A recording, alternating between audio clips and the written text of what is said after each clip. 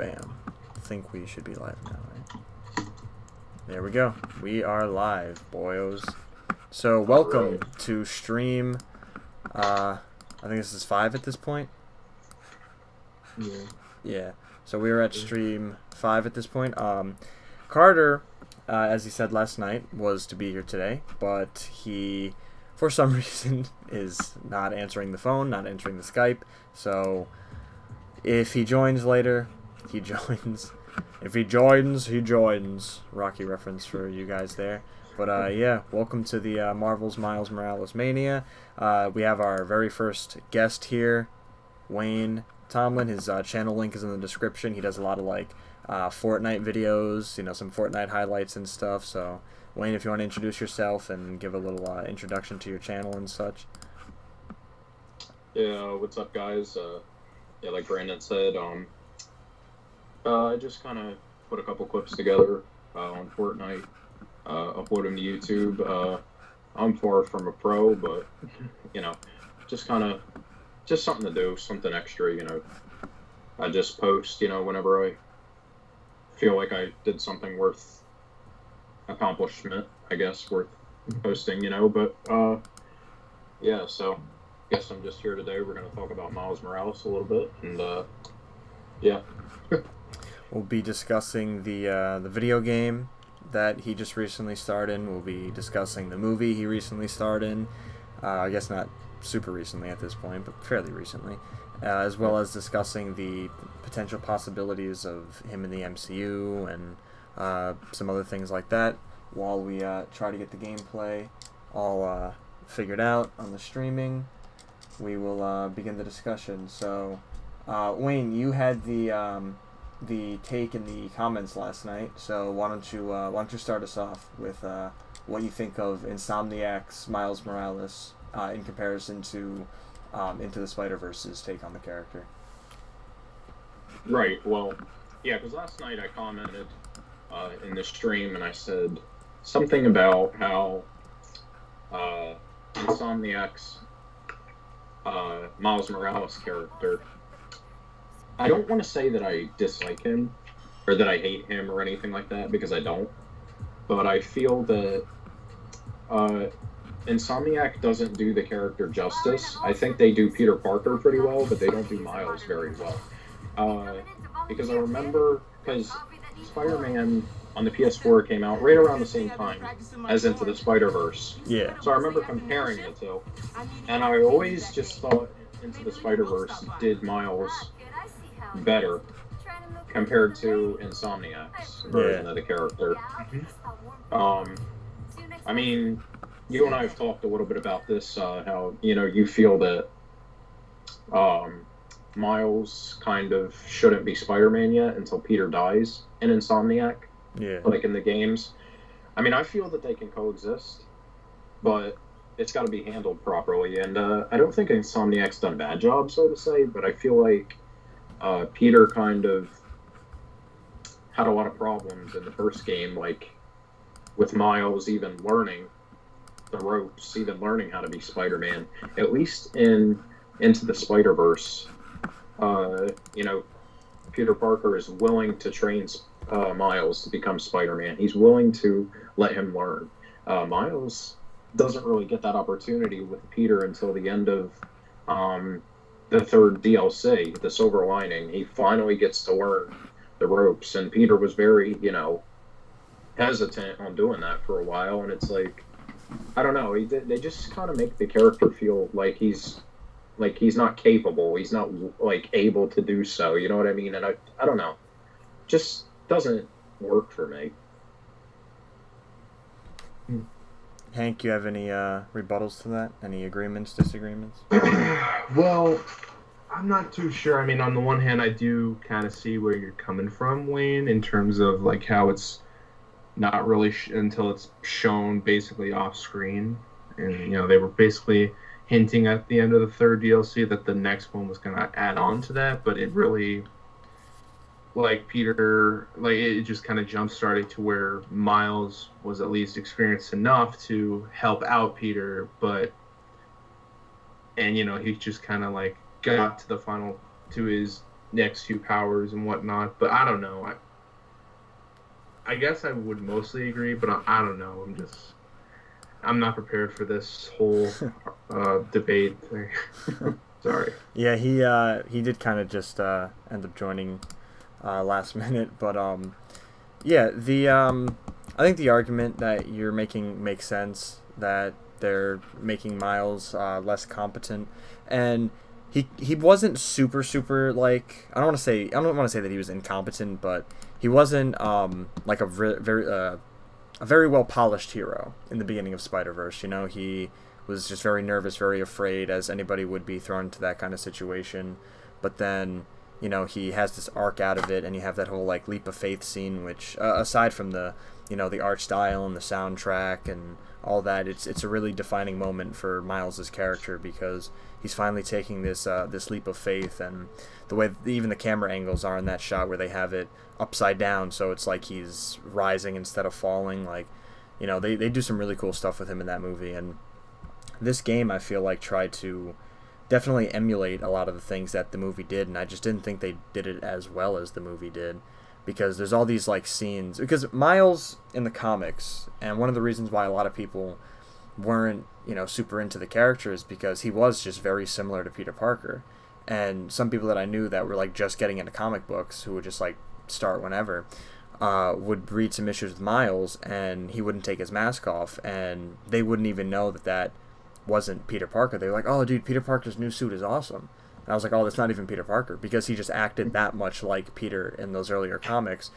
I mean, they gave him an origin that was like almost beat for beat Peter's, and a lot of people didn't like that, because they were like, you know, you gave us this legacy character that really wasn't any different than the, you know, original character.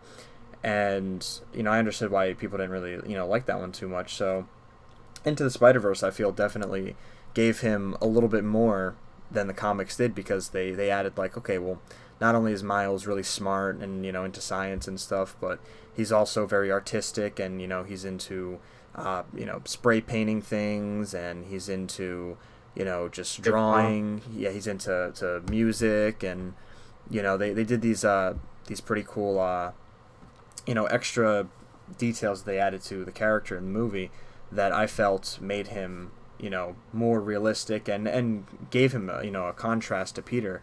But then, you know, the Insomniac game does try to say like, okay, well, let's do what they did, because there's all these like scenes where like he's walking and they have like very similar music playing. They try to like, especially towards the end of the game, they really try to like take the visuals from Into the Spider-Verse and bring it in. That's why you have all these like explosions and all these like colorful scenes of him behind like a brightly lit sky with like the Venom blast and stuff. And it does seem like they try to emulate Into the Spider-Verse. And there's even that like side mission where he's like going around trying to like record beats or something. So it seemed like they were very like pushy in that sense of like, hey, this is like Into the Spider-Verse, this is like Into the Spider-Verse, you know. And I'm not mad that they wanted to emulate Into the Spider-Verse, because Spider-Verse is pretty good, but I feel like they should have done it in a different direction and made it a little more unique, because this Miles, like, the similarities are cool and all, but then when you take away the similarities, the differences I feel like aren't enough to draw a contrast. So it ultimately becomes like, okay, well, this is just an emulation of, you know, the Into the Spider-Verse one. It reminds me a lot of like with Mark Hamill's Joker and Troy Baker's Joker. I mean, Troy Baker's Joker is not bad. He's doing a pretty good Joker voice. The only issue with it is that it's basically just an impression of Mark Hamill's Joker. And that seems to be the one thing about his Joker that a lot of people don't like. And I think they kind of made that same mistake with Miles in this game. Yeah, something I've noticed too, with Insomniac's Miles, especially in the second game, I don't know, I feel like they're trying to make him like Tom Holland a little bit too, yeah. Because you notice in the MCU, Tom Holland, he's always taking his mask off. Yep. It's like he doesn't care who sees him. Yeah. It's like he don't care who knows that he's Spider-Man. I mean, he took his mask off right in the house. Yeah. And then Aunt May caught him. And then Miles Miles does the exact same thing in the PS4/PS5 Miles Morales video game. He comes in the house, and then Miles' mom walks in the house, or she comes out from the kitchen or something, and she's like, "Oh my god!" And and then like it I don't know. It's just like he takes his mask off whenever he wants. I mean, Peter tells him in the game, "Don't take your mask off for anybody. Don't tell anybody who you are." And then, of course, he not only does he tell the Prowler who he is, he tells the Tinkerer who he is too. And it's like it puts a target on him. Well, I mean, to be fair, the Prowler did kind of figure it out. Yeah, like in that case, he did figure it out, but at the same time, he could have just denied it. He could have said, "Absolutely, no, you're thinking of the wrong guy. It's not." Yeah, that was something that I wasn't really a fan of with this game as well. Because the movies, I get why the movies do it. I don't like that they do it, but I kind of get it to an extent because it's like, okay, they just want. It's been a little bit since I played this game. I'm a little rusty on the combat, but when they do the movies, it's like, okay, well, we have all these big name actors, and we want to show off that we have those actors, so we're gonna have them constantly taking their masks off, and like I don't even like it in the movies, but like I said, I at least somewhat understand it. But then in the game, like. You don't really have that same excuse. And he really doesn't care about his identity in this game because he's not doing a very good job of trying to hide his identity from his uncle. Like in the beginning he kind of does because he like deepens his voice, but that lasts for like one conversation before he before he just ends up like, abandoning that. And that's how his uncle... And I'm like, man, if his uncle doesn't know that he's Miles, then he's the worst criminal of all time. Because like how does he not recognize his own nephew's voice? And even the fact that he's talking about, like, so do you have any family, and what happened? Like, it's clear that, like, he wouldn't take that kind of interest in it. So it's definitely somebody who knew what he was going through. So he was able to piece together, like, okay, well, this is Miles. And I do like that he was, like, because Peter always had to kind of, like, hide it from Uncle Ben, so he never knew. But I like that Uncle Aaron did know. And I like that you go to his little hideout at one point in the game, and you get this Prowler suit that I'm currently playing with. That's where you get that one, right? Yeah. Yeah. Now something too that because I was just thinking about it, Andrew Garfield and Tobey Maguire, they didn't really take their masks off too often, but the times that they did, I mean, that I think very highly of Spider-Man 2. The scene with the train, that's probably my favorite Spider-Man scene from any of the movies. Yeah. And it's not like he took his mask off just because. He did it because of the fact that his mask got electrocuted. Yeah. And he couldn't see without it. So he had to take the mask off. He had to make that sacrifice so that he could try to save everybody on that train. Tom Holland, he just takes it off every 5 minutes just because he feels like it. And the same thing with Andrew Garfield in The Amazing Spider-Man when he's pulling that kid out of the there's a reason why fall in the ocean. He takes it off and he gives the mask to the kid. He says, "Put it on. You got to do it. This is going to give you strength. This is going to give you the power to get out of this truck, to come with me." You know what I mean? Because the kid was scared. Mm-hmm. He didn't know what else to do, and he had to show him, "Look, I'm just a regular guy, just like you. You got to trust me on this." So he gives him the mask. He takes it off. He puts it on. He comes up. Spider-Man grabs him. He brings him back up. He gives him to his dad. There's reasons behind it in those movies. Yeah, exactly. In the MCU, there is no justification. Like I remember in Far From Home, and I don't think Far From Home's a bad movie. I actually do like Far From Home, but I remember when Spider-Man goes with Nick Fury to the S.H.I.E.L.D. Location, and then Mysterio's there and all. I know Nick Fury says to him at one point, he's like, "Take your mask off. Everybody here already knows who you are." Yeah. Like Peter Parker in the Tobey Maguire movies and in the Andrew Garfield movies, he never did that. He didn't just take his mask off just for anybody. You know what I mean? Like there's specifically a scene in Endgame, or I guess not even a scene, but like a clip that kind of bothers me about that. It's when he's got the nanotech gauntlet, and Captain Marvel like flies over to him, and the first thing he just does is says, "Hi, I'm Peter Parker," And, you know, like, there were all these people in the theater when I watched that were like, yeah!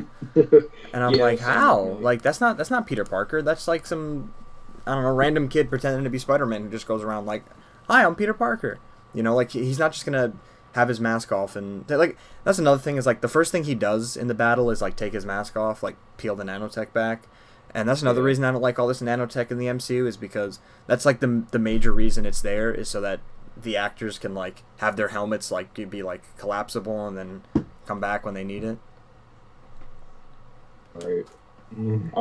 The same thing happens in Infinity War when Iron Man, Spider-Man, and Doctor Strange are all, they all, like, become acquainted.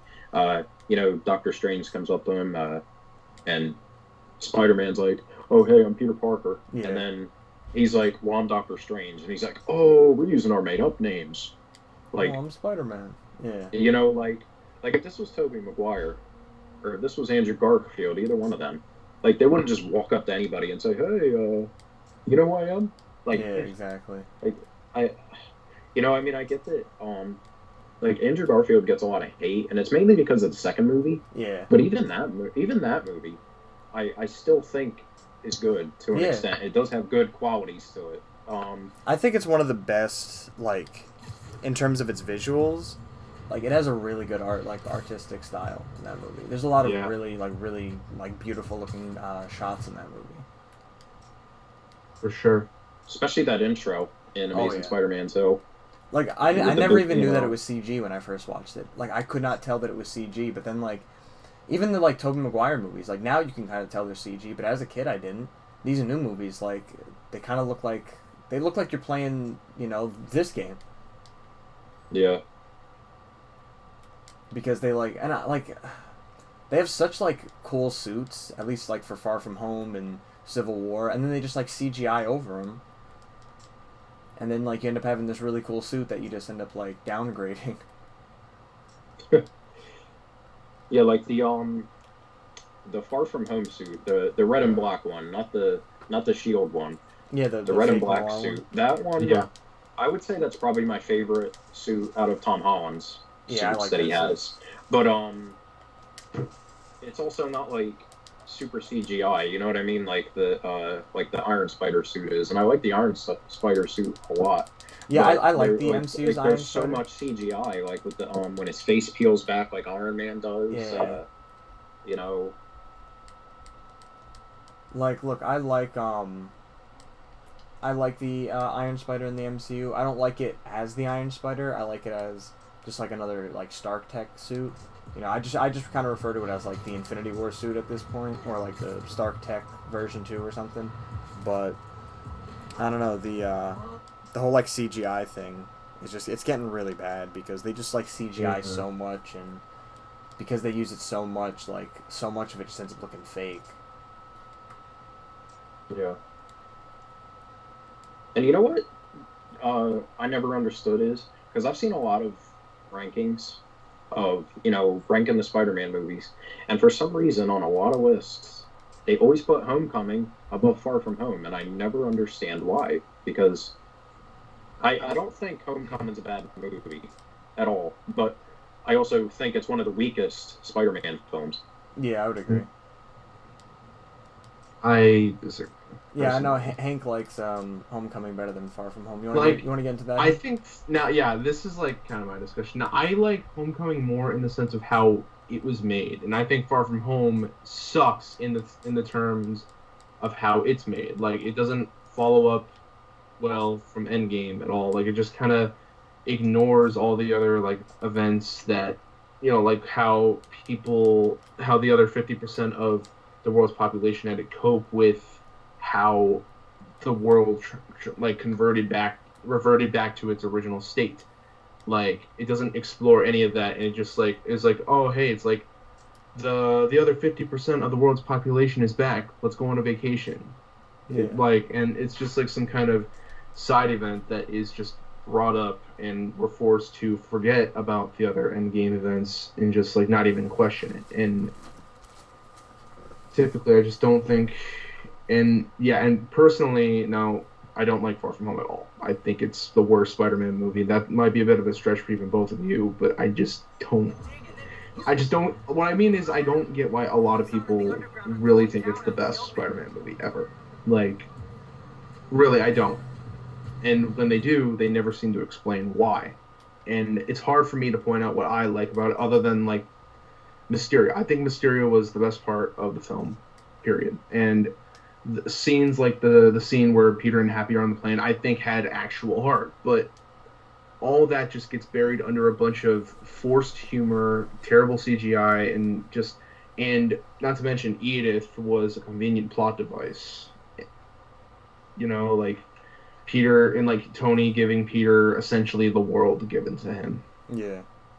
I mean, and then he just gives it away like to some guy that he just met. Like, I mean, look, I agree with you. Like, for the most part, I think when it comes down to most MCU movies, the whole like bad CGI and forced humor is just kind of something that is par for the course now at this point. But you know, why I personally prefer Far From Home to Homecoming is because I don't know, Far From Home to me just felt more like a Spider-Man story, whereas Homecoming felt more like, hey, this is just like some random kid with superpowers who is dressed up in a Spider-Man costume and, you know, helping the heroes of the MCU. That's kind of what it felt more like to me, because he really does just feel like Spider-Man in name only, really in all of these movies. But I think Homecoming was probably the worst offender in just how his personality was like butchered. I mean, I thought he was great in Civil War, but then in what was the other one? Homecoming. I didn't think he was very good in that. It was like the whole time, anything that happened to him, it was just like, Mr. Stark, Mr. Stark, Mr. Stark. He can't, like, you know, he can't even open a parachute, so he almost drowns. He's afraid of heights. You know, he can't stop guys from robbing an ATM. You know, like, we're talking about a character who can literally, like, stop a train with his back, and then he's downgraded to, without, you know, a tech enhanced suit from Tony Stark, I can't even, like, stop some guys from robbing an ATM.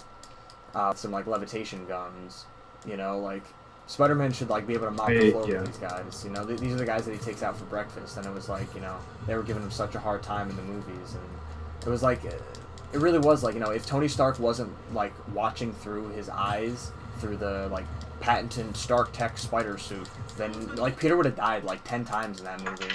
And like I've just had a problem with how Spider-Man stories as of late like imply that he really can't do anything unless there's more like characters with him, and to an extent our fan film it doesn't really address that issue all that much, but it feels like every adaptation of Spider-Man, he can't just be by himself, and I kind of want that again. I kind of want just a solo Spider-Man who doesn't need any, you know, superheroes. He doesn't need a team like in Ultimate Spider-Man, the show, not the comic.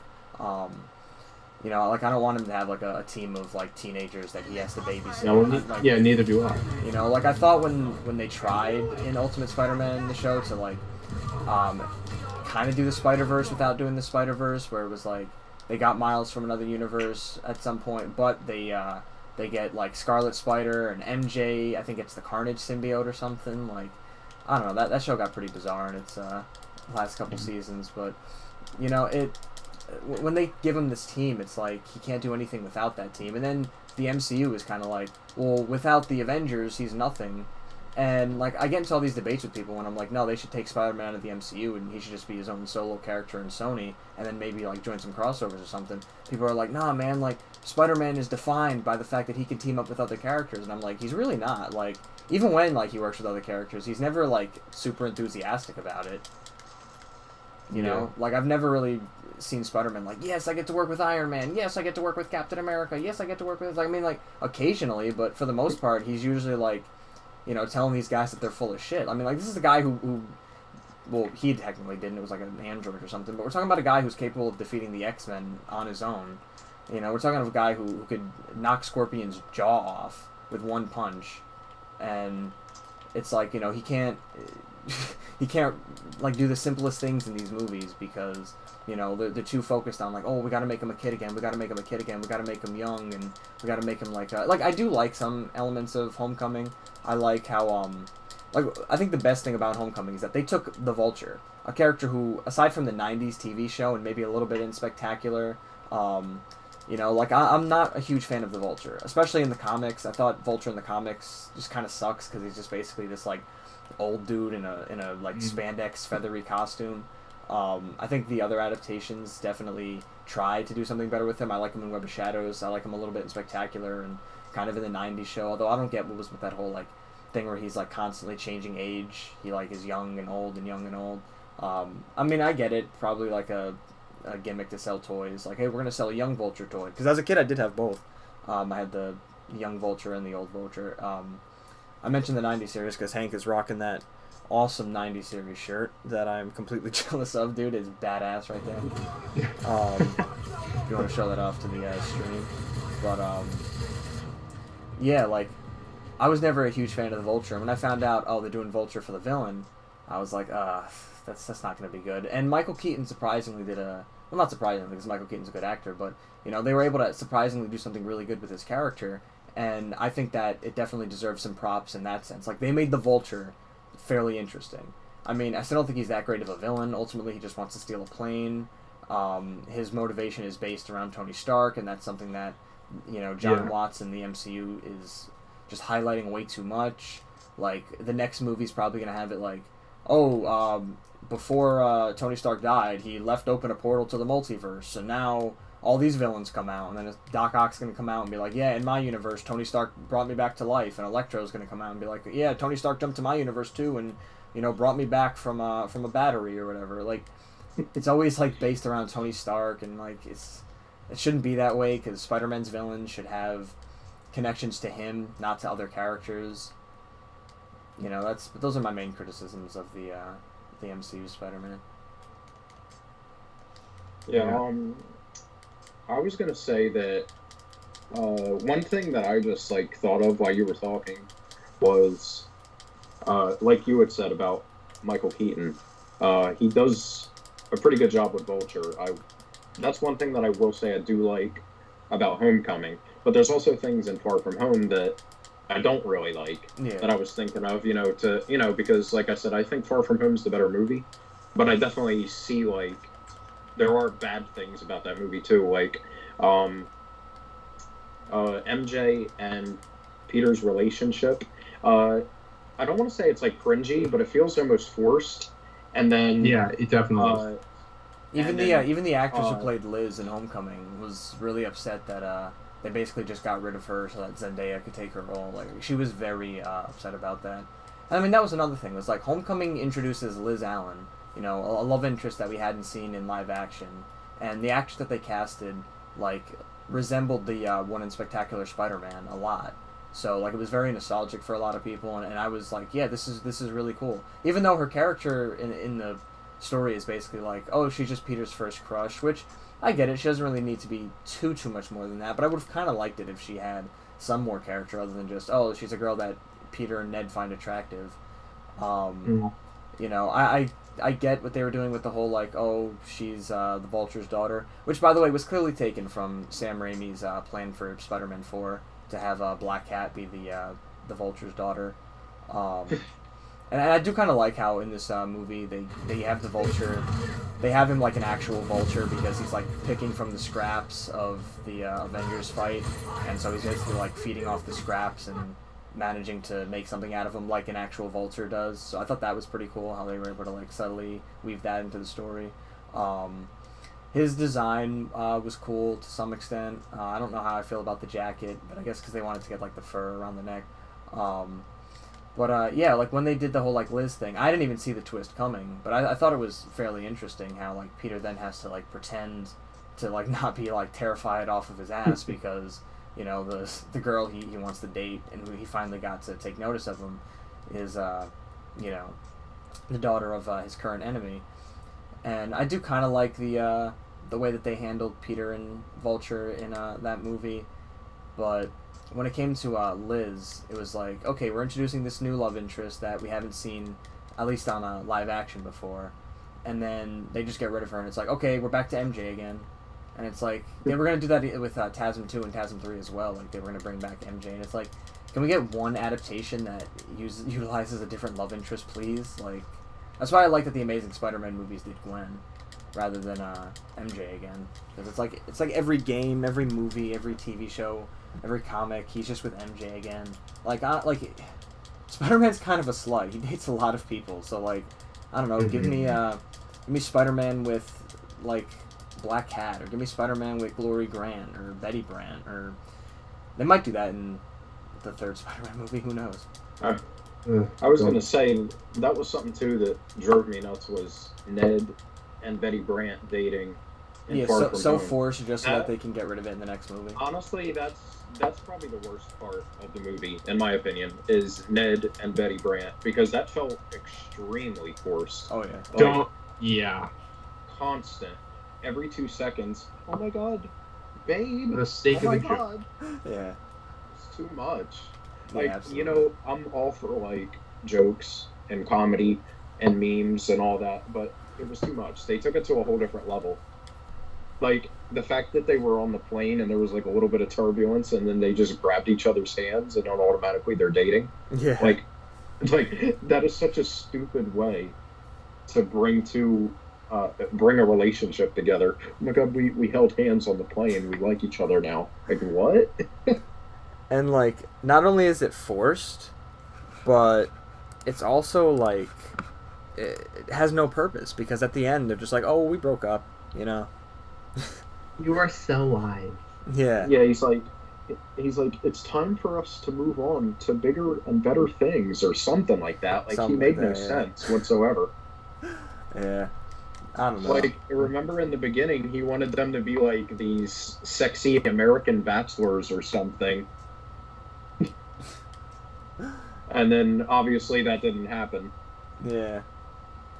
I don't know, like, when they were, on that Ferris wheel, when you have the, Molten Man fight, Yeah, with the Night Monkey.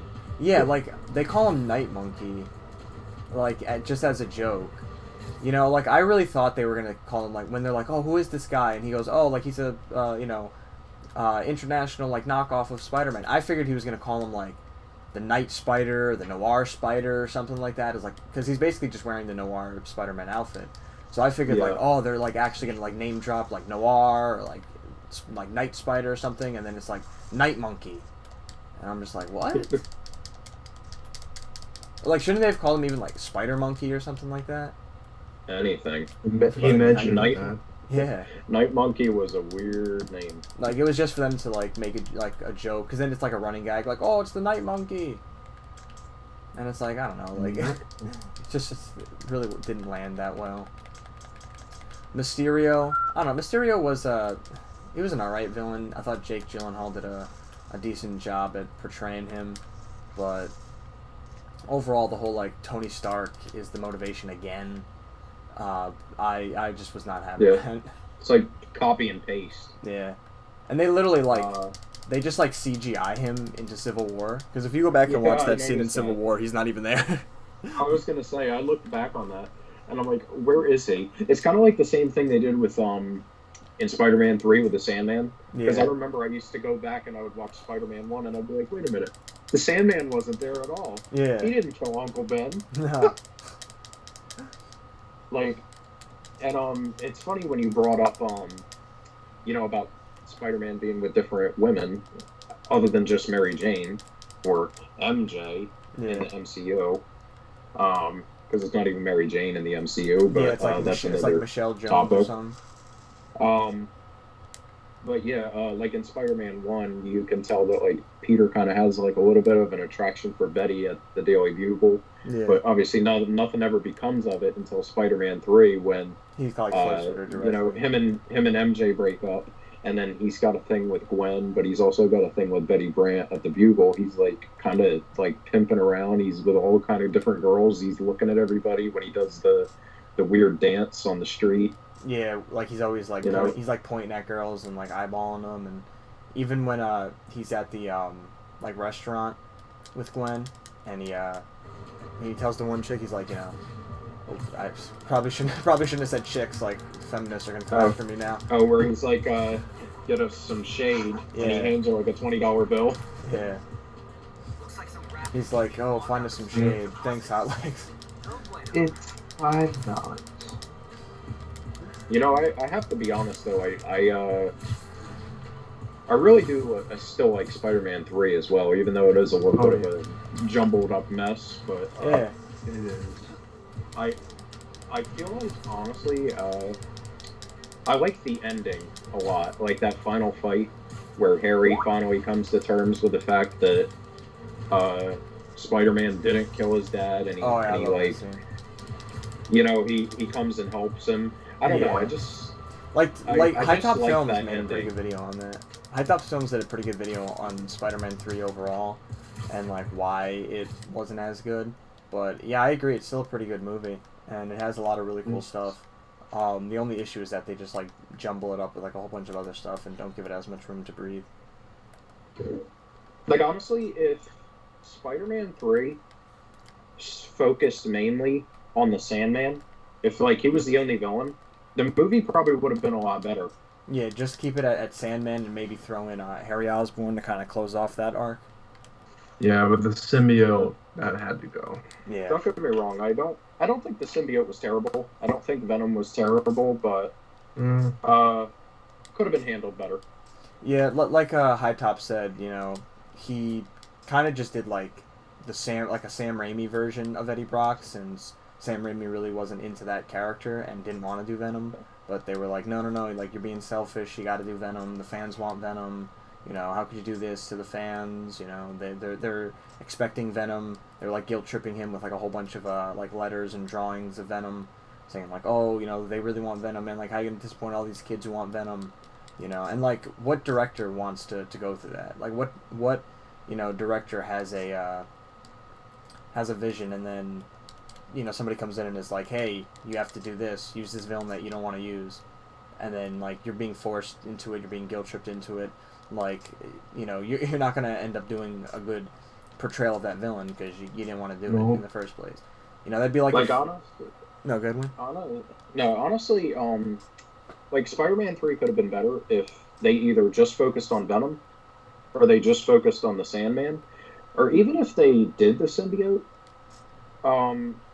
In Spider-Man 3 without Venom, what they could have done was maybe they could have had the symbiote, but Eddie Brock doesn't turn into Venom until like the end of the film, and then it leaves us kind of like on a cliffhanger that could have led into the fourth film, and then they could have really focused on Venom strictly in the fourth film.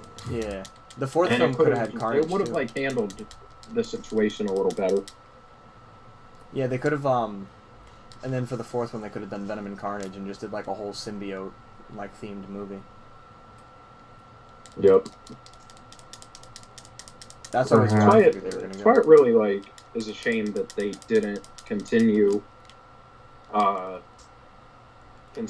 with the Spider-Man, the Sam Raimi movies, because Spider-Man 4 I feel could have redeemed the third film.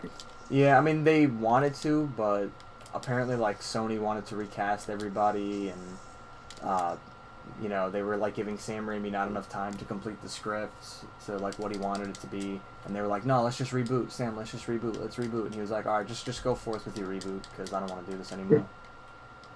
Yeah. But there is a rumor that anyway. There's a rumor basically that this new Marvel's MCU Spider-Man 3 is going to be like a Spider-Verse film, and that eventually it's going to like pave the way for Sony to like bring back those universes for their own little like films that they're doing, their like Sony Marvel universe, and that Morbius would take place in the Raimi timeline, and the Venom movies would take place in the Andrew Garfield timeline. I wouldn't be too opposed to the idea of those films taking place in those timelines, because I think it makes sense. I was telling Hank, I remember when we had first started watching the Morbius trailers and discussing them, I remember telling him that a lot of stuff was used from the Raimi movies. The Daily Bugle logos weren't the ones that you saw in any of the other movies. They were the ones from the Raimi movies. The mural is of the one from the Raimi movies. So it does seem like they're trying to connect it. I think the jumpsuit that Morbius wears is the same one that Sandman wears earlier in the film. So they're... That Morbius wears? Yeah.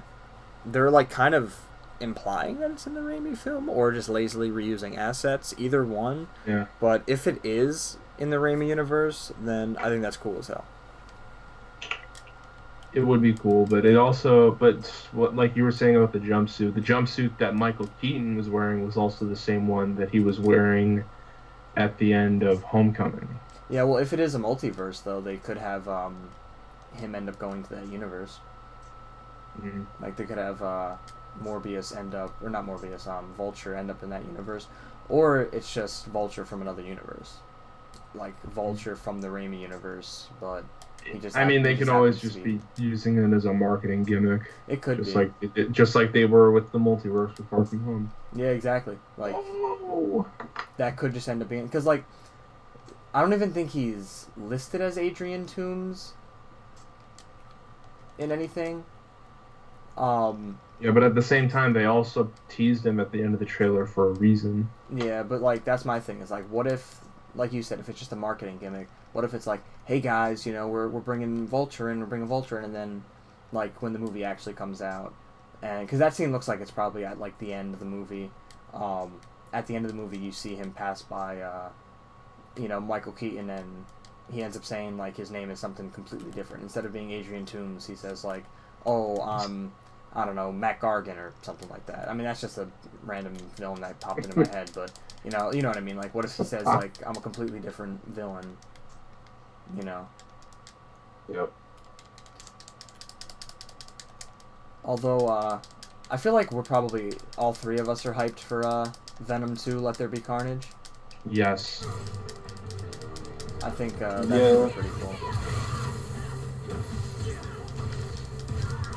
I don't know what is going on. And that's coming in late July or late June.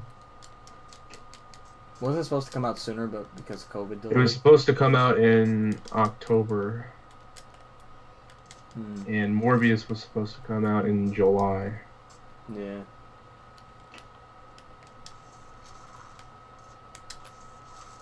I don't know, I think it looks kind of interesting. I like the first Venom movie.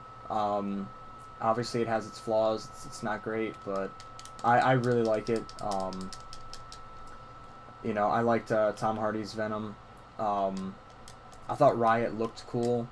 I thought Carlton Drake was an okay villain. I mean, even though he did kind of just want to rule the world and destroy things like every generic comic book villain. I kind of liked the whole Elon Musk route they took with him. I thought that was interesting to some extent. It was basically what if Elon Musk was the villain in a Venom movie. So, like I said, kind of an interesting concept for a villain, but ultimately its execution was just generic villain. I still love Venom. I still think Venom is a very funny movie. I still love a lot of the action scenes in it. Yeah, for sure. I still think it's a pretty interesting movie. But when I saw that post-credit scene with what's his name, Woody Harrelson as Carnage, yep. I was like, dude, I got so excited. I was like, oh, let's go. We're really getting a symbiote. Carnage. Heck yeah, dude. I was like, we're really getting a symbiote universe here, man. I love the symbiote, and the fact that it's not necessarily the MCU, so Sony's gonna be able to be a little more edgy with it. I'm pretty excited about. But I wonder, like I said, I wonder which Spider-Man will show up in there, because supposedly Spider-Man does show up in it. And I'm honestly kind of hoping that it's the Andrew Garfield Spider-Man, because I don't know, I don't think Tom Holland's Spider-Man would work with that. I really don't think that Venom could work in the MCU, because I mean there are some jokes in that movie that kind of let you know hey, this could be in the MCU, but I mean ultimately the whole movie takes place not too far from where Ant-Man and the Wasp takes place, so it's how come those movies aren't referencing each other if they are connected. You know, Marvel. If movies are connected, Marvel likes to remind you of that. Of the Daily Globe incident. Like Marvel likes to let you know that like movies are connected or something's connected. They'll give you like a million reminders, like, hey, we're connected, guys. By the way, did you know we're connected? Hey, guys, these movies are connected. You know, like they really try to shoehorn, like, hey, guys, these movies are all in the same universe. These movies are all like connected. So I feel like if Venom was in the MCU, they would have mentioned it. They would have said like, hey, you know, something happened over here, but they didn't. But yeah. Overall, any predictions for Venom 2? I mean, other than Shriek is confirmed. Mm-hmm. That definitely does give me. Reed Scott. Yeah. You know who that is? The what? The actor, I think. Yeah. Well, right now I'm looking at like a cast list. Apparently he's listed as Dr. Dan Lewis. Mm. You know who that is? Yeah, wasn't he the guy from the first Venom movie? I don't know. Anne's ex-boyfriend. His name was Dan. Oh yeah, yeah. Oh, wow. Yeah, remember? Yep. Thanks, Dan. And Mrs. Chen is coming back. Hey, Miss Chen's coming back? Apparently. Eddie, you still got that parasite? Yeah, hang it in there, Mrs. Chen. You got those tater tots I asked for? Oh, shoot. Michelle Greenidge is apparently being casted as like a mugging victim, so definitely gonna get some Venom doing hero work, it seems. Yeah. I think Woody Harrelson's gonna kill it as Carnage. Yeah, for sure. Yep. I think that was a good choice. The wig was a little weird in the first movie, but it does look like he has a short haircut in this movie. Yeah. So, I think it looks pretty promising. Yeah. So it's June 25th, this 2021. How likely do you think it might be?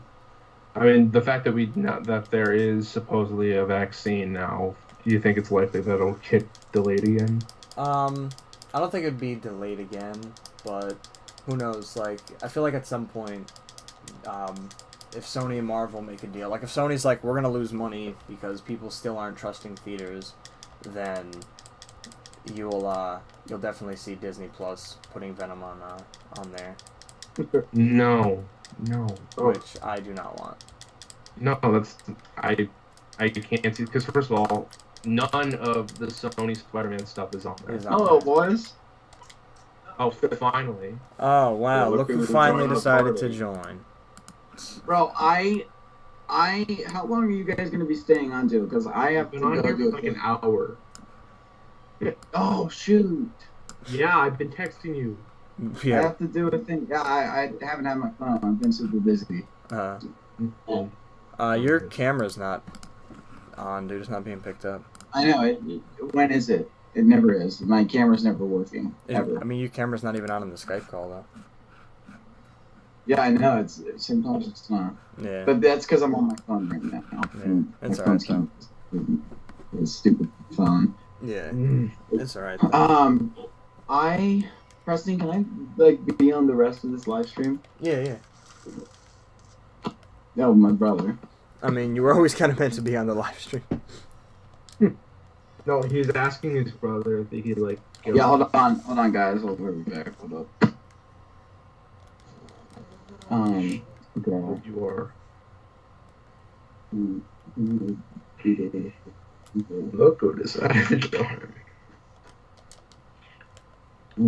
What do you guys think of the Miles Morales 2099 suit? Yeah, it looks pretty good, but I have to go. What? Oh, Carter's bouncing? Yeah, sorry, bros. I'm pretty busy. I promised my brother I'd do this to him. Well, hey, I appreciate you stopping by. It's always great to have you. Appreciate you. Yeah, thanks. I will join next time. Yeah, like I said, appreciate you you coming by and making a little guest stop appearance. You want to say anything before you go? Eat your vegetables, kids. That's what my mom always says. I never believed her. I never actually believed her. Jinx! Wow, dude. Oh my god. Wow. We are Oh, dorks. That is the first only highlight of this debate stream. Oh, that man. was great. Freaking flippin' fantastic, boys. Yeah, that was great. You guys just brightened up my night. I'm just gonna think of these little moments that we shared tonight. Oh, that was great. All right, Carter. All right. Be well, my Rest easy now. All right, be well, my guy. Also, I've never really gotten to formally meet you. Yeah, I know. So, hi, this is our first time meeting, and I have to bounce. I feel so bad, but It's alright, there will be other times. Yeah. there will be other times, and I will be there for the other times. So This is definitely see you not guys the last later. stream. Yeah, this is definitely Brandon. not the last stream. What's up? And love you, baby. I don't even know what he said. He cut out. I said I love you, baby girl. Yeah, your mic is clipping. But love you too, fam. Love you too, baby girl. Alright, man. Brandon, oh my god, I can't believe our first instinct was to just... We literally all said that, dude. All three of us? I think. Well, I was just kind of sitting there. I didn't know what he was talking about, but I didn't know we were all going to jump in on it. Yeah. That was what my mom is so always saying. good. So, I guess since we're kind of speaking of Miles Morales a little bit, do you guys think Miles Morales could work in the MCU? No. I say no. Because Not really, because Tom Holland's Spidey is basically Miles. Is basically Miles already, yeah. That's what I was going to say, yep. And especially, I think this is sort of the nail in the coffin, this last movie, because, picture it like this, right? This Spider-Man, Tom Holland's Spider-Man, he's a lot younger, he's a lot more unsure of himself, he's constantly looking up to other heroes and fighting their villains. He his best friend is basically Genki. His parental guardian is a young woman that's related to him. I mean, that was kind of a stretch, but he doesn't have his own tech. He has other people's tech that he uses, and eventually kind of modifies his own tech. He needs to get oh yeah, I just reached the 100 combo. Got a trophy for that. Dude, I was trying to do that so long. Yeah, me too. I just got it right here I got live. it in Spider-Man, the original Spider-Man game, but I can't get it in Miles Morales. I kept getting hit. I think I got to 82 hits one time, and then somebody hit me, and I was so mad. Oh, I hate when that happens in the Batman game. I was so close. Yeah, it's especially annoying in the Arkham games. You'll have a really high combo, and then somebody hits you or something, and then the whole thing goes. But yeah, he is basically just the MCU's version of Miles. And then now they're kind of putting the nail in that coffin, because they're kind of ending his story with him meeting a better Spider-Man from a better universe to teach him what's what. They're basically just giving him Miles Morales' storyline. His red and black suit looks his red and black suit has a lot of Miles Morales inspiration on it. Yeah, the gloves. Yeah. I don't know where they go from here, though. I don't know if they're going to do another Spider-Man movie in the MCU after this one that's coming up. But, if they do, I feel like somehow, some way, Miles is going to get introduced. Well, there's going to be a fourth Thor, so... I could see them maybe doing, one more Spider-Man movie, but I don't know, I heard a rumor that there were going to be, 3 trilogies. One where he was, this naive Spider, the one that he is now, and then, another trilogy, 3 movies where he's in college, and then a third trilogy where he's full-fledged adult Peter, which I would be interested in seeing that, but at that point, Parker Industries. Yeah, I don't even know if I'd watch that many movies, in any timeline, really. I don't know. Maybe if Sony like took him and were like, hey, we're gonna like put him in our own universe now. We're gonna have him fight like some of these other villains and stuff, like Morbius and Venom. Like maybe if they did stuff like that with him, I could see them like doing something interesting. But I don't know. Like I don't really see the MCU like lasting that much longer. Like obviously it's not going away like anytime soon, but I feel like maybe in like 10 years or so, the MCU is not going to be as popular as it is, or at least it's not going to be as profitable to like milk the tit of Marvel fans anymore. Like right now the MCU is like only doing good because of its popularity, because it's like the current like pop culture trend really, which is so weird to say that because all of us kind of come from a point in time where like it wasn't cool to be into superheroes and stuff. You know, we come from a point in time where, like, you still got made fun of for liking comic books and wearing, like, Spider-Man shirts and stuff. But now, like, that's super popular, you know what I mean? Now, like, it's become this really popular movie franchise, and, like, everybody and their mother is into it to some extent, that it's like, you know, oh, wow, you're wearing a Spider-Man shirt, cool. But back in the day, it was like, wearing a Spider-Man shirt, you nerd. What's weird is, for me, I actually didn't have that issue. Neither of us. Because when I was in school, the Spider-Man trilogy was actually really popular, like with the kids that I went to school with. Because I remember we would take like our state test or whatever, you know, that they would give the kids every year, the elementary kids, you know, take our state test. And then they would be like, all right, we get to watch a movie afterwards when we're done. So then everybody, like, bugged me to bring in the Spider-Man movies because I had all three of them. And we ended up watching them all in class after our testing was done. So I actually didn't have that issue. Everybody actually kind of did like Spider-Man. When I was in, like, kindergarten, like, there wasn't, like, too much negativity for it. Most people were just like, yeah, this kid likes Spider-Man. Everybody knew that I was like the Spider-Man guy because I was just like super into it. And first, second grade, you know, kind of in the same vein. It wasn't until like third grade, fourth grade that people were like, nah, man, this Spider-Man shit is whack. This superhero stuff is whack. And then especially in middle school is where people were just like, superheroes, comic books, that shit's lame. You know, I remember there was this one kid that I like didn't really talk to in middle school.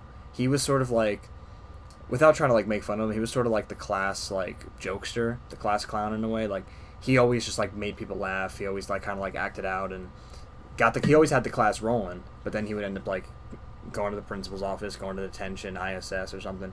And you know, I remember thinking like, well, this guy's funny, but I don't know if I'd end up like, it doesn't seem like we have much in common. So I don't think I'd ever like become like super like friendly with him or something, like become friends. We'd be acquaintances, you know, if that. And then like one day we had to do a project together, and turns out this dude is like just a closeted Marvel fan.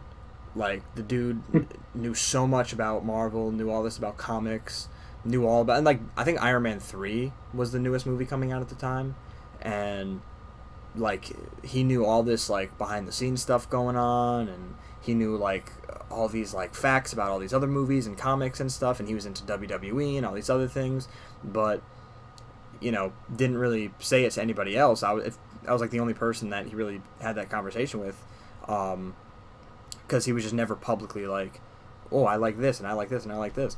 So I remember at that point saying like, well, I wonder how many other people are like this, because it, like I said, at the time it was like, oh, you like that stuff? That's lame, you know. And now it's like, you know, it's funny because like in middle school, a lot of the people who used to give me shit for being like as into superheroes as I am are now like super, oh, the MCU's so great, the MCU's so great, I can't wait to watch Captain Marvel 2, I can't wait to watch Black Panther 2, I can't wait to watch, you know, the third Spider-Man movie, I can't wait to watch, you know, this Disney Plus show, and this Disney Plus show, and this movie that's coming out, you know. And it's like, I remember, like, even as a, not like kid, but like when the first couple Thor movies came out, the first two, you know, I remember saying like, yeah, I really like Thor, and people were like, those Thor movies kind of suck. And I'm like, what are you talking about, man? Like, Thor's cool. And now because of Ragnarok and Endgame, people are like, oh man, Thor's like the funniest character of all time, and I'm just like, that ain't Thor. I'm just like, that's not Thor. So like, people like will ask me like, well, why do you seem so like bitter about a lot of this stuff? Why are you so angry when it comes to, this like topic? But that's particularly why, is because I was into it for a while, and I'm still into it. But I've been into it for a while, and then most of the people who made fun of me or gave me a lot of shit about it growing up are now like, oh, we're super big into this stuff now. Ha ha ha. It's like, are you now? But I'm glad you guys didn't have to go through that though. That's always good to hear. Yeah. The thing with me was the main reason why I didn't get really made fun of too with superheroes was mainly because of the fact that I liked wrestling. So I guess that was even more dumb and more stupid in the eyes of the kids that I went to school with. So it was like I got made fun of for liking wrestling more than liking superheroes. It was like, what do you like that for? It's just a bunch of guys sitting there pretending to hit each other. And then I remember this one guy that I used to be friends with. He like brought a bunch of wrestlers to school one day, like wrestling figures, and we were in like 5th grade.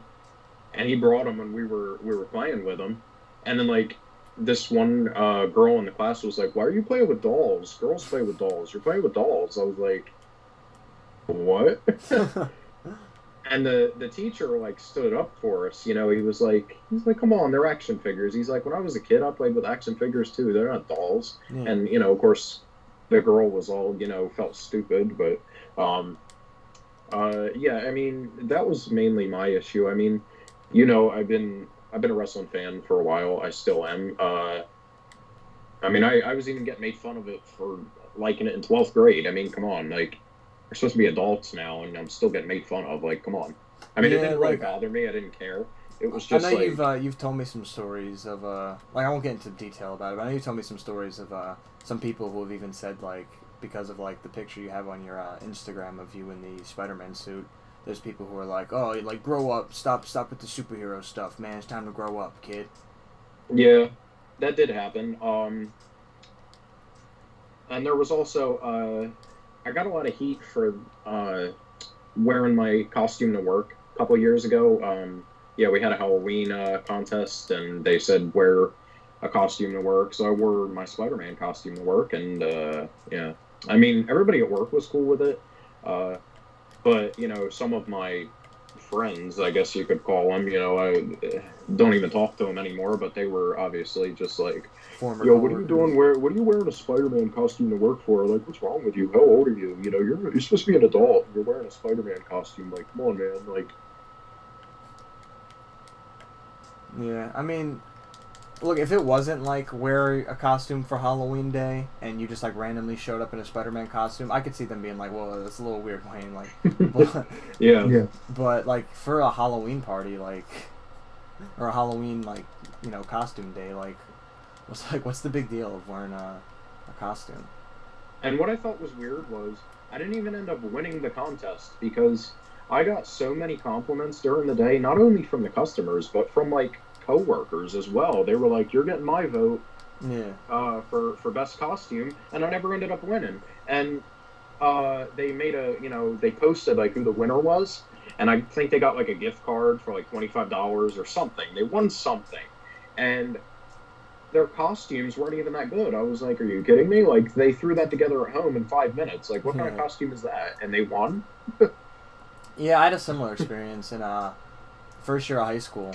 One of the high schools I went to, they had this like a costume contest for like school spirit week or something like that, and I went as like a Raimi inspired Spider-Man, and I just used the suit that I was going to use for Hero of New York 2 when I was still working on that, and yeah, basically I was there as Spider-Man, and like you said, everybody was like, oh man, this is such a cool suit, and a bunch of people were like, yo, he's got to win. But because the principal at that school did not like me, had it out for me, had it out for several other students as well. Because several students tell me like, oh yeah, that dude hated me too. Oh, that dude didn't like me either. I could make some more comments about that, but then it would become like pretty obvious who I was talking about, and I'm gonna kind of dance around who exactly it is I'm talking about, because I don't want to have them... Because I know that they've watched my channel before, so I don't want them, like, snooping on here and causing some shit. But, yeah, they basically had some sort of vendetta against, like, several of the students there. And I guess I was one of them, and I didn't win. And somebody who threw something together in, like, 5 minutes won.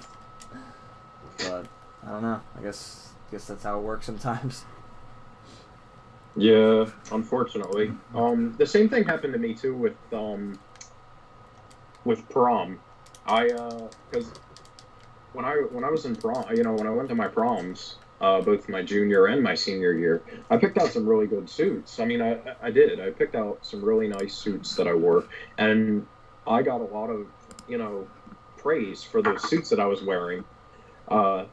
At both of those proms, and they're like, "You got our vote for best suit, whatever."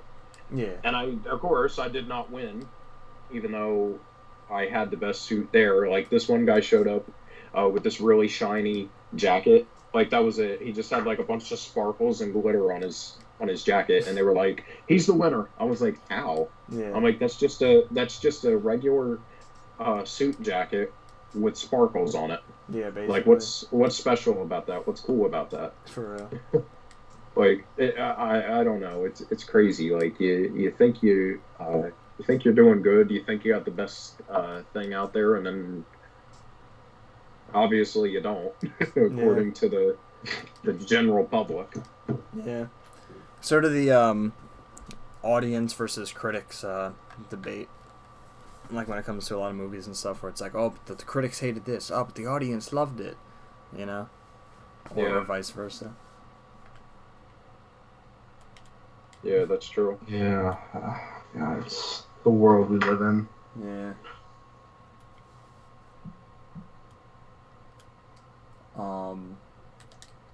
What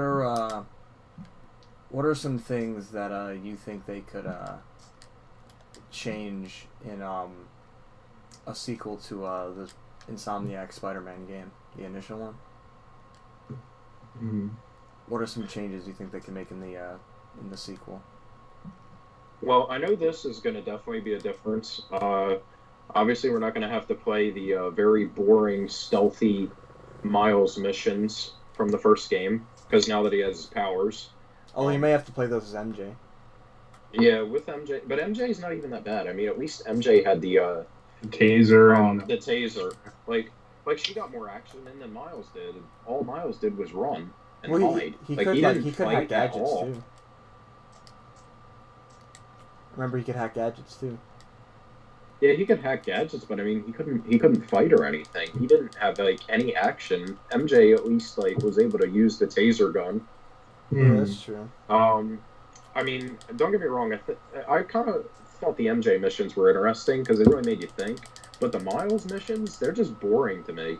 Well, to be fair, I would agree to some extent, but I do like Miles' mission where he fights the Rhino, or hides from the Rhino, better than that final mission with MJ, where like she's like helping Peter to take out those guys. Is that the one where she's in Norman's apartment?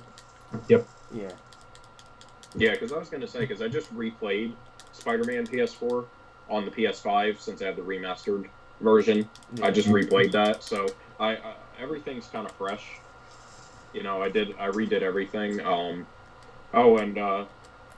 honestly, second playthrough with the DLCs, the screwball missions, not as bad as I remember them. I still don't like them.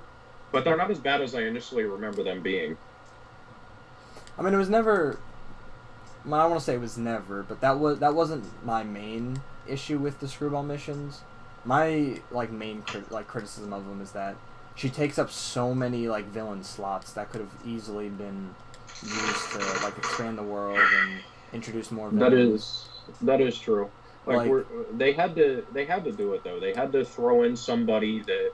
Well, I get her being in the campaign, but the fact that she's in all 3 of the DLC missions, we couldn't get Chameleon, we couldn't get Lizard. I mean, the prequel comics imply that he is alive in this universe.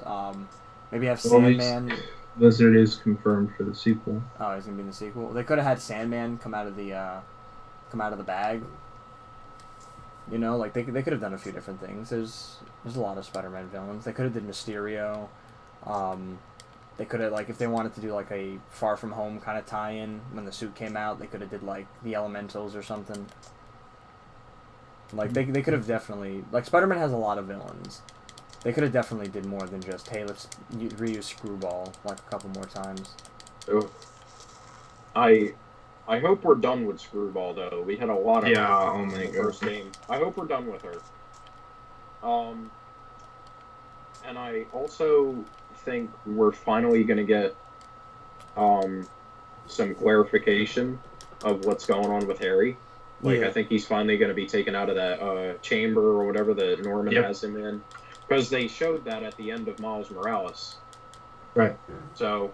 obviously, that's going to be a key factor in the next game, so I just think it's weird that they're giving Harry the symbiote.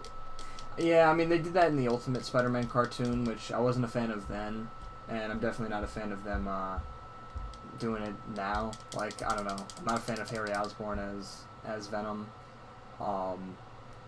unless that's just, like, their origin for, like, where the symbiote comes Eddie from. Brock was confirmed in the Insomniac universe because in one of the Peter's backpacks he found like a goodbye card from all the employees from the Daily Bugle, one of which was Eddie Brock. So he exists in this timeline.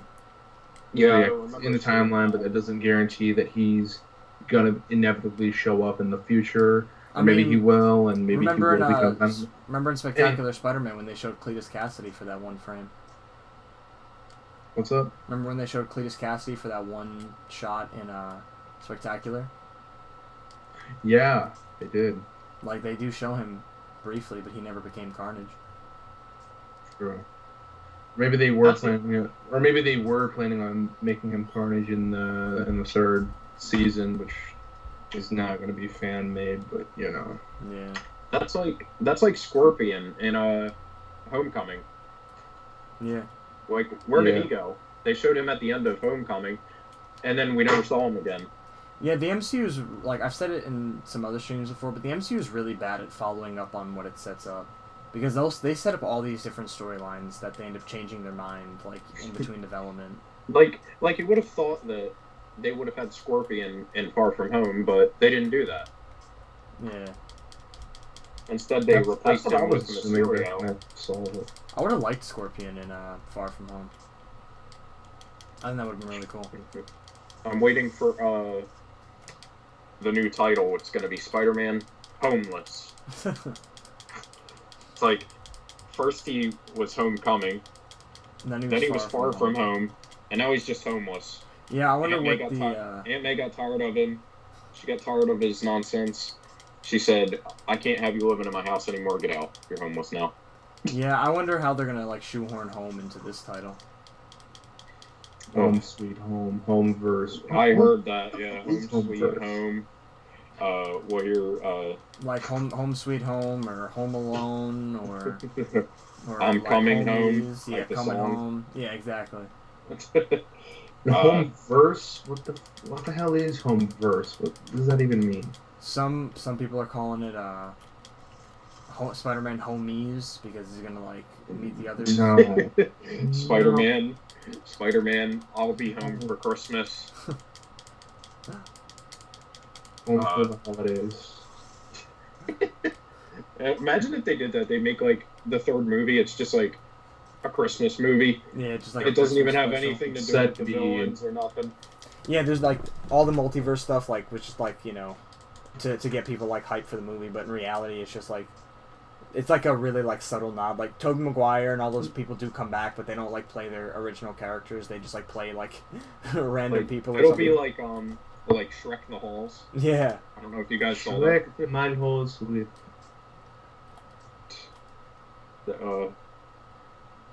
What else would there be?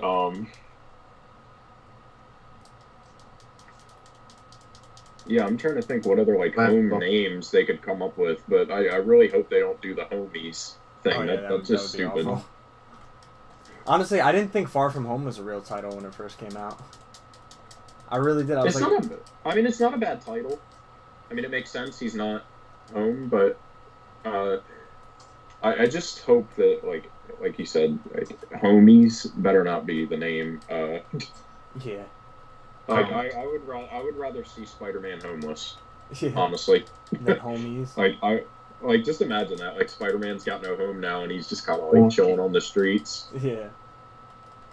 Honestly, I'd much rather a movie about Peter Parker having to actually take his identity crisis seriously rather than a multiverse movie, because it just, I don't know, it doesn't feel like it's the right time to do it, you know. It's far too early.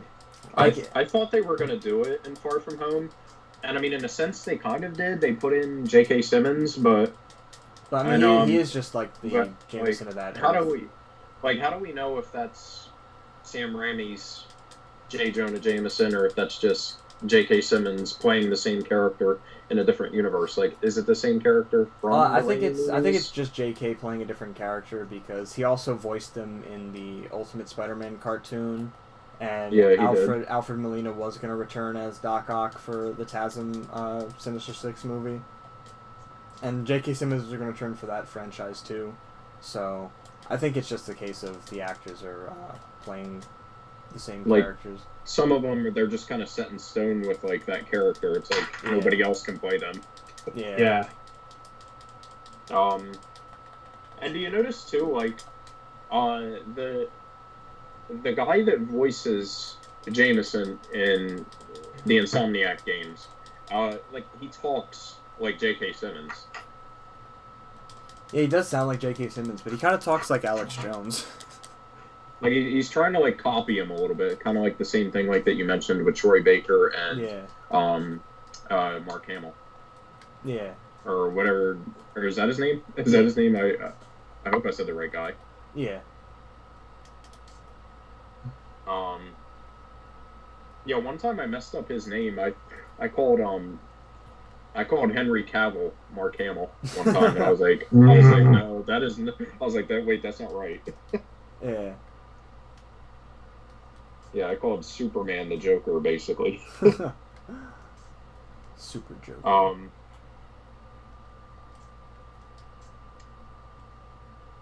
Yeah. So. I mean, when it comes to this idea of the multiverse, it's not that I'm opposed to the idea of seeing the three of them together. It feels so soon, because they already set up another storyline that it looks like they're abandoning again. They set up, hey, we're gonna have Peter having to deal with this identity crisis, and then it's nah. I see all these fan posters for the next Spider-Man movie, the third one, and I see all these fan posters of Spider-Man being chased by the cops, or in front of a bunch of police cars and stuff, trying to imply hey, he's on the run now. The cops are going after him, but it's no, they're not. He works for S.H.I.E.L.D. S.H.I.E.L.D.'s the highest ranking form of government in this universe. He's fine. He has immunity. Now, I don't know if they're going to do this or not, but I have a feeling that at least what they should do is Mysterio, because I don't know, I feel like he's not dead. I feel like he's not actually dead. I feel like if they really wanted to, they could bring him back. Yeah. Well, apparently Sony's working on a solo film for him. Because I think that if they did that, that could work. Yeah. I mean, it would be interesting to see, because you know how Mysterio plays those mind games, and he can make duplicates of himself. Yeah, now, but imagine if they to be play fair, on Edith that. did say that all the illusions were down. Say they were to play on that a little bit. You know what I mean? Mysterio's not dead, and he comes back in this next film, and then it's he's got these duplicates of himself and whatnot, and then it's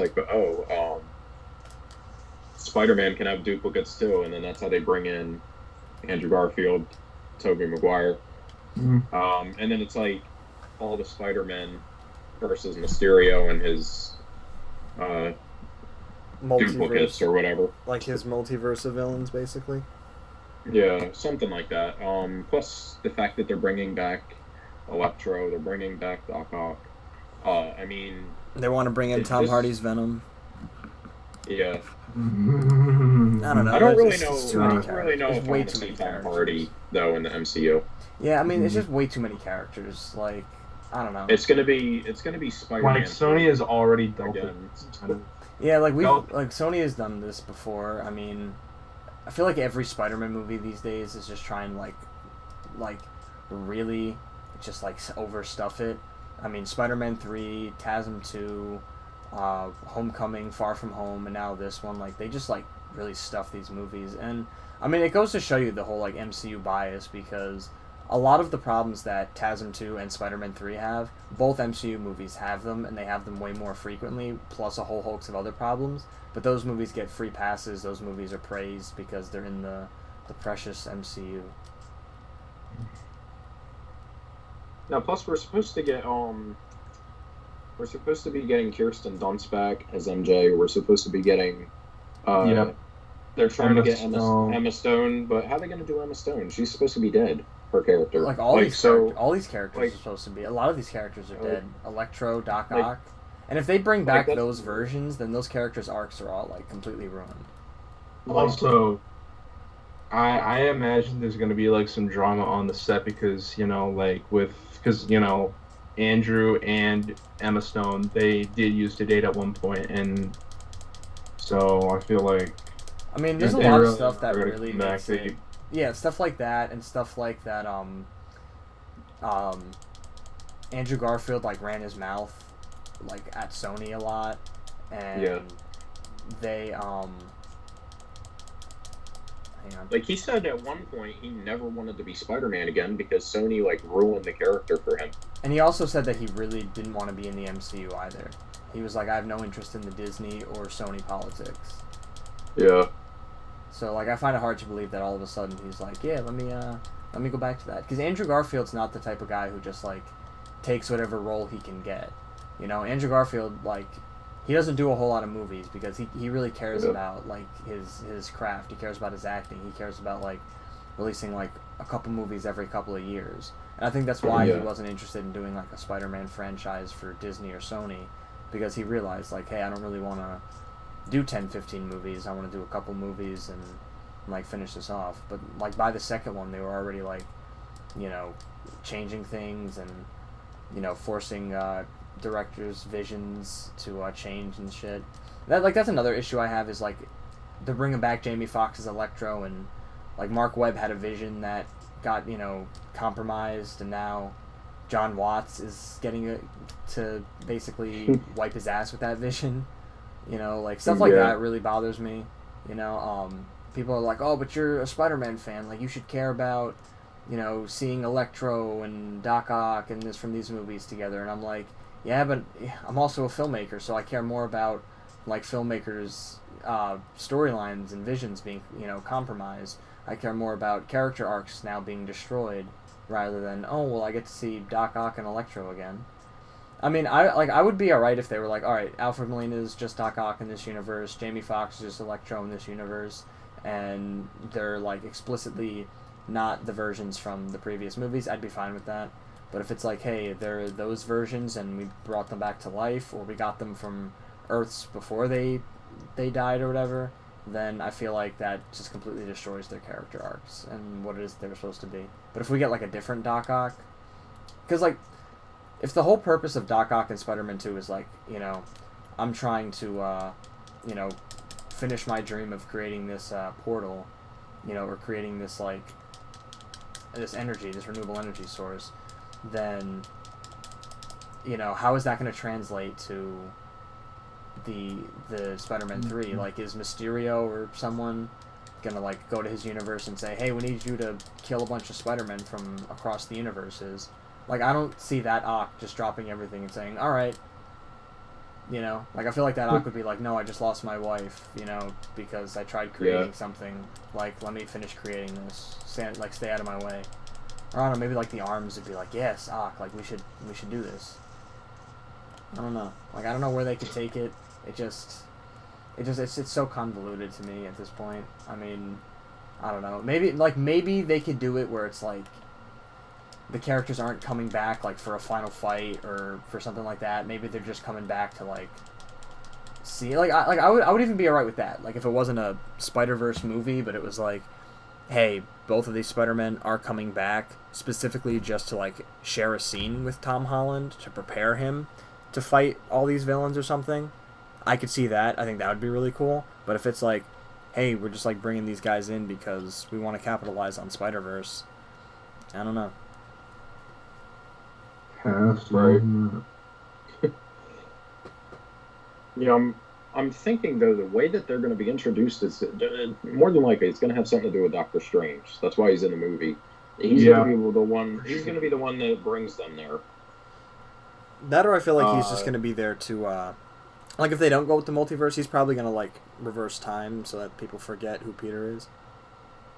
I was going to say, yeah, that could possibly cause an issue with the timeline. Maybe in the Raimiverse, it's the same time period as it is in the MCU, for example. So let's say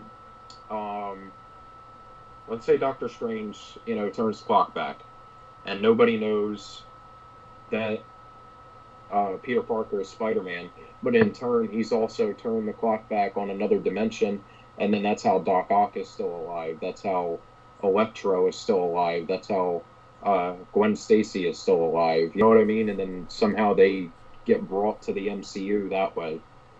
Yeah, no, I could see them doing that, but like I said, I just think it would end up kind of ruining those characters, like, already, like, set arcs that they had.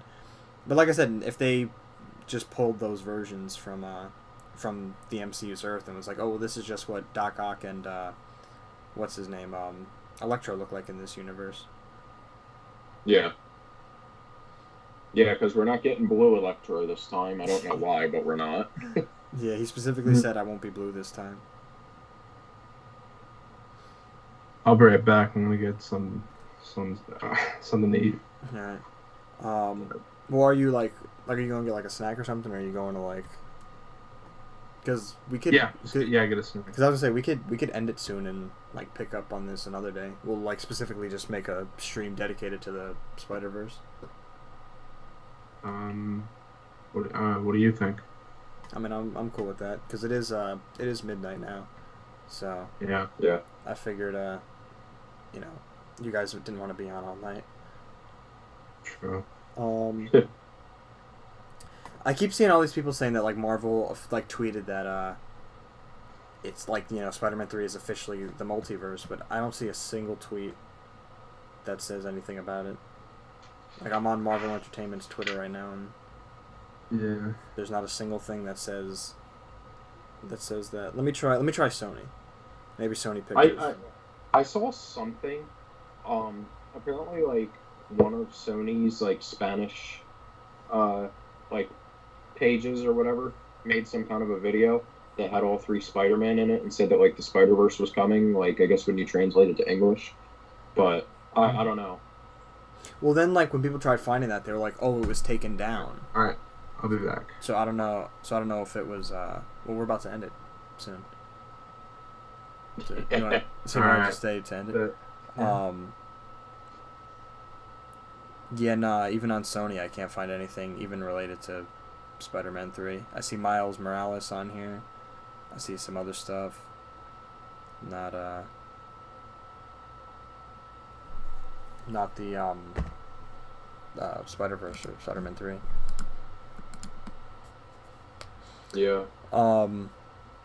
If it's you would think they'd want to keep that like under wraps. You would think they would want to keep that quiet if they're really planning to do that.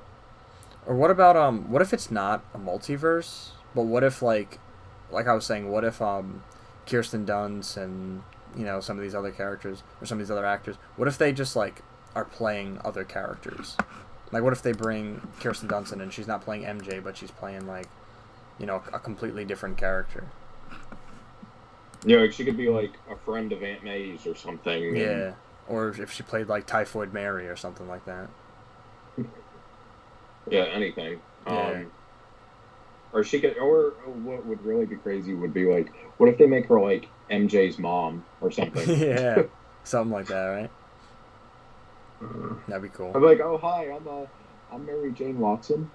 Because like I can't see I'm MJ's mom.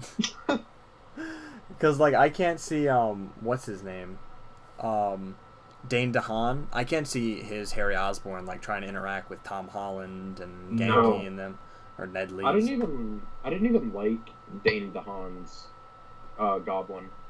James Franco was way better. They both had their strengths and weaknesses. Yeah, but Dane DeHaan I felt gave a great performance, but I felt that James Franco was a more prominent like ally, and he gave a useless. I don't know. The character was handled better with James Franco because he had that connection with Peter. He was his friend, and he didn't know that Peter was Spider-Man. Like with Dane DeHaan, he's kind of just like annoyed because Spider-Man won't help him get cured. Yeah. And he throws like a temper tantrum. Basically. I don't know. It's just can't be compared. Yeah. Yeah. I don't know. But like I said, if he's coming back for this, I could maybe see him playing like a different character. I could maybe see him playing like Roderick Kingsley or something if they wanted him to be the Hobgoblin again. But apparently, again, like the actor who plays Ned, like apparently lost like most of the weight and is like cutting his hair, and like he's gonna play the Hobgoblin in this. It's like too much. Like Mysterio. Scorpion, because you set him up, so he might be in this. Venom, Dane DeHaan Goblin, Genki Goblin, or Ned Leeds Goblin, whatever. Venom, Doc Ock, Electro, like it's too many villains, too many characters. Like they already don't have enough time to like do the characters that they do. But yeah, it's like pretty soon we'll be getting a Topher Grace has signed on to the movie to play Venom again. And then we'll get Thomas Hayden Church has signed on as Sandman. Yeah. Willem Dafoe is playing the Goblin again. Yeah. Bruce Campbell's going to play Mysterio from Another Earth. We're gonna get them all. They're just gonna bring everybody back. One of Mysterio's duplicates is Bruce Campbell. Yeah, dude, I would like that. That too. I would like that. That'd be awesome. I think we can anticipate a Bruce Campbell cameo in the next Doctor Strange movie, considering Sam Raimi's going to direct. So, most definitely. Mm-hmm. I think we can see that coming. Yeah, for sure. Maybe he's going to play the French waiter. Doctor Strange. Usher. What did I have seat here for Doctor Strange? Helps maintain the illusion. Or we'll play the wrestling ring announcer. Honestly, if they were to make Spider-Man 3 a Spider-Verse movie, they should fire John Watts and hire Sam Raimi. They already got him on Fantastic Four. Yeah, I would say just let him tell him go do Fantastic Four and to not butcher Spider-Man a third time, and let Sam Raimi, the guy who knows how to do this, let him do it. Yeah. Yeah, even if it is a multiverse. Yeah. Yep.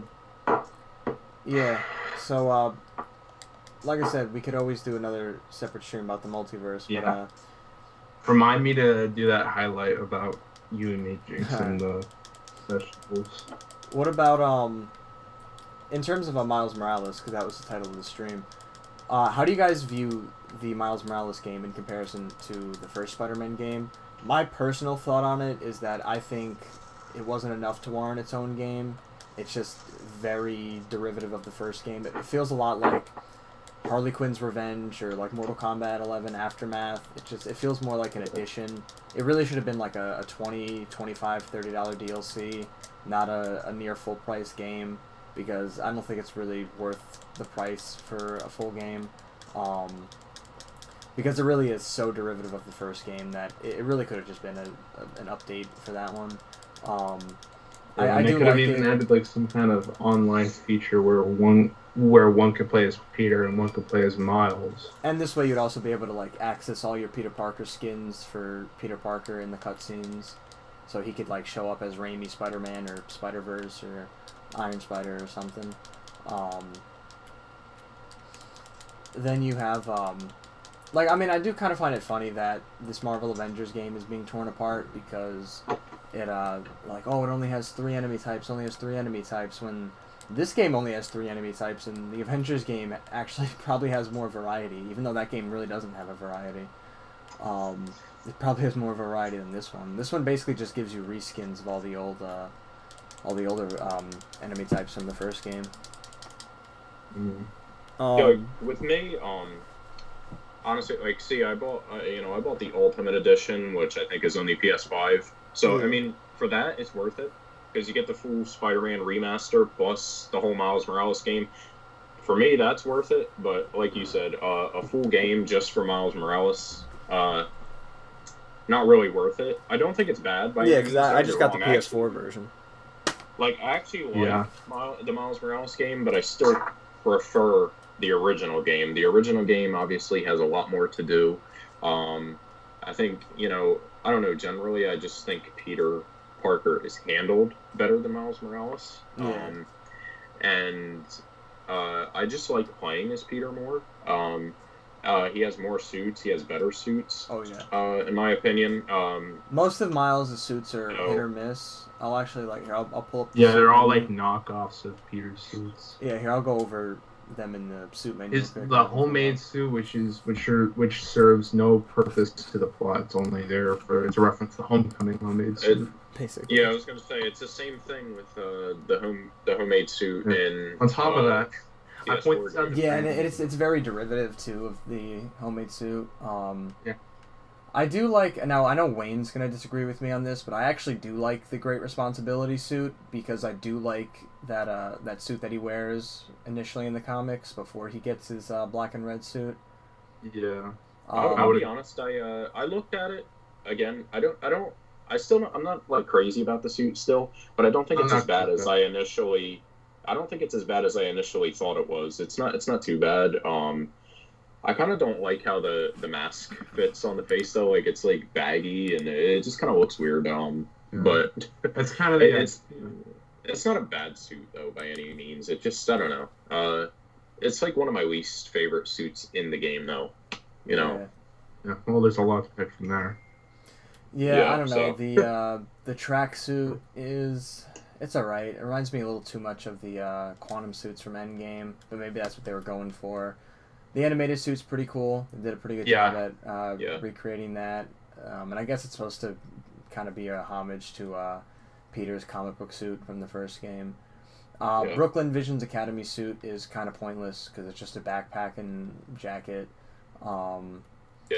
Crimson Cow suit looks way too much like Michael Jackson's, what was it, Thriller, I think it was.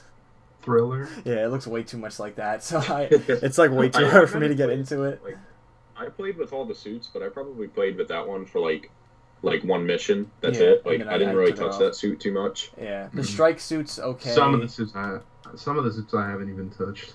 The end suit is okay, but I don't know, it looks too much like Arkham Knight to me. I do like the 2099 suit. I love the Into the Spider-Verse suit, obviously. The classic suit's pretty cool.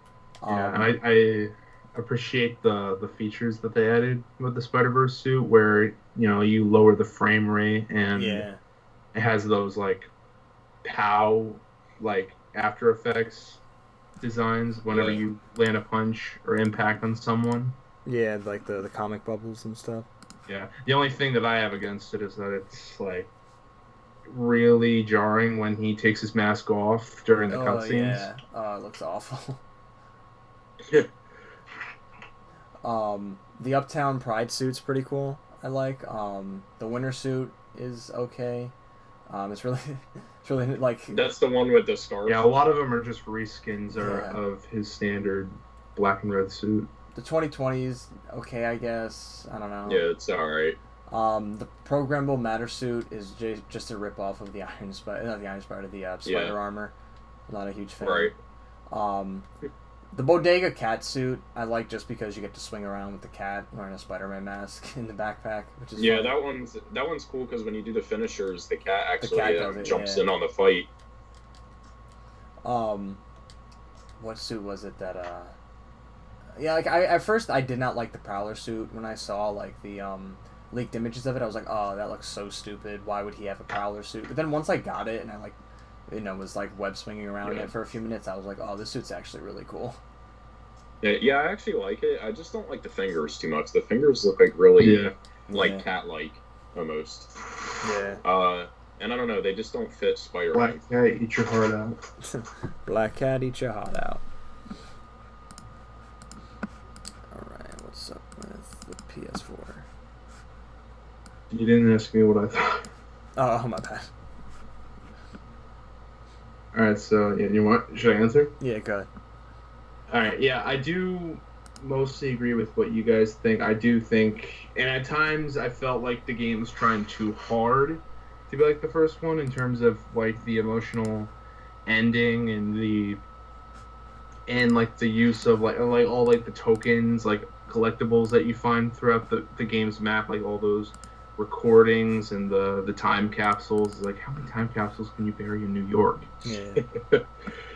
And the underground caches. Yeah.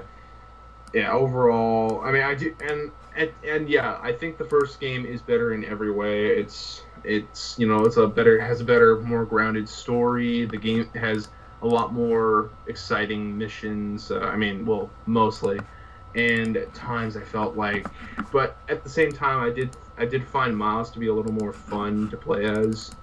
That with Peter Parker, I found his web swinging to be a lot more fluent and agile, and even though his like added abilities are a little OP, they do serve their purpose well, especially when you're faced with really tough criminals who have like machine guns and whatnot. So yeah, and especially it's easier to take down the like the bigger thugs with him than with Peter, because the Venom Blast like is a really good tool for that. So overall, I think the Miles game it's by no means a bad game. That's for sure. I think it's fun. It's a worthy. I do find it a decent follow up to the first game, but overall, I prefer the first game. Do you think it would have this game would have worked better as like a DLC or like a expansion? For the first one? For sure. Yeah, definitely. Yeah.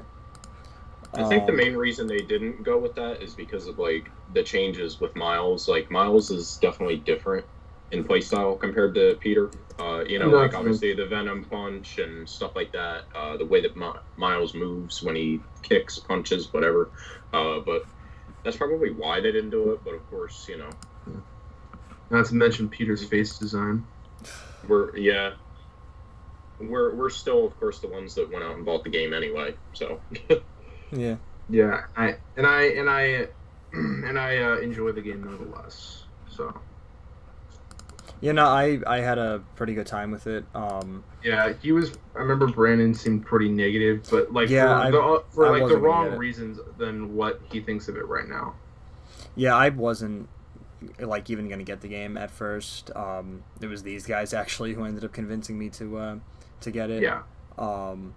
They were just kind of like, hey, they both like separately were like, I've been playing this game and it's fun. It has its issues. You may have had a point about this, but I think if you played this, like it actually does kind of address the issue you had here, and overall it's pretty fun. I think you should get it.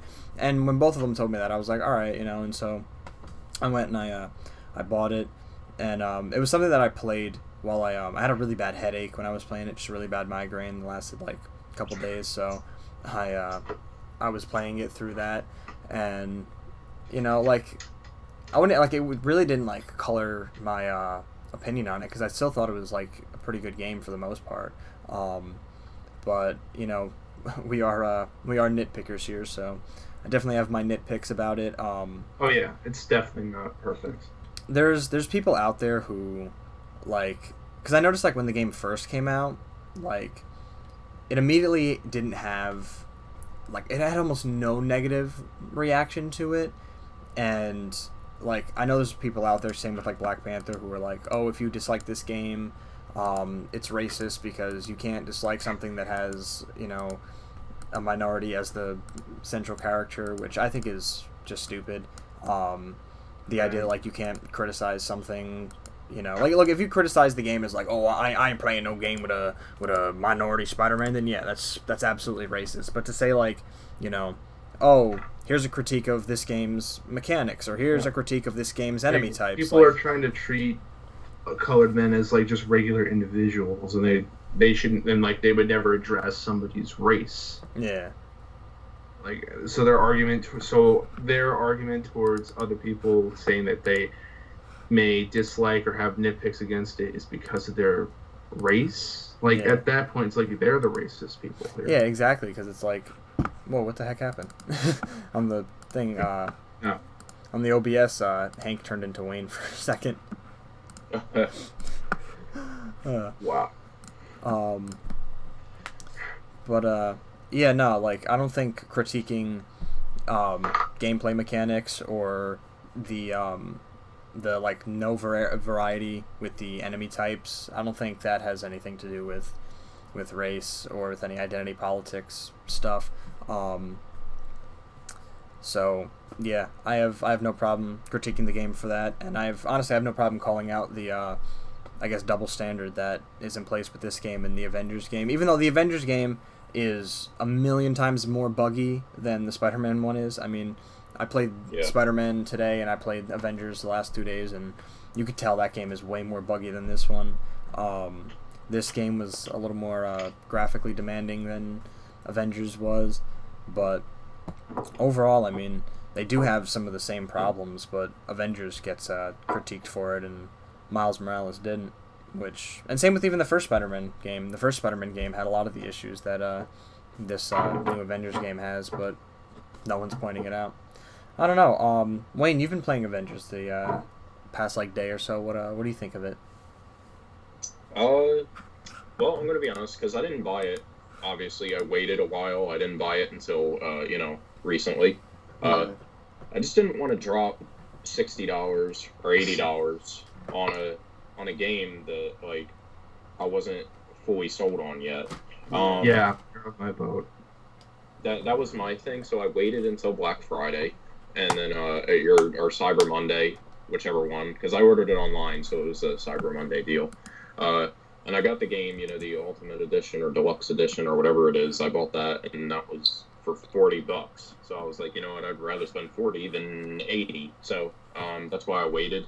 Plus, I figured I got other games I can wait. I got other games to play. I can wait a few months. So, yeah. So I actually do enjoy it. At first, I was like, because when I played the demo, I was like, this game is okay, but I don't know. But now that I've been playing it more, it actually is pretty good. I'm interested in it. I enjoy it. But yeah, like you said, it's definitely buggy. It definitely has its issues, but overall, pretty good game. Yeah, I think it definitely gets a little too much hate. I mean, I was really into it, like even when they dropped the first trailer. I was like this. I thought the game. I've yet to play it for myself. Yeah.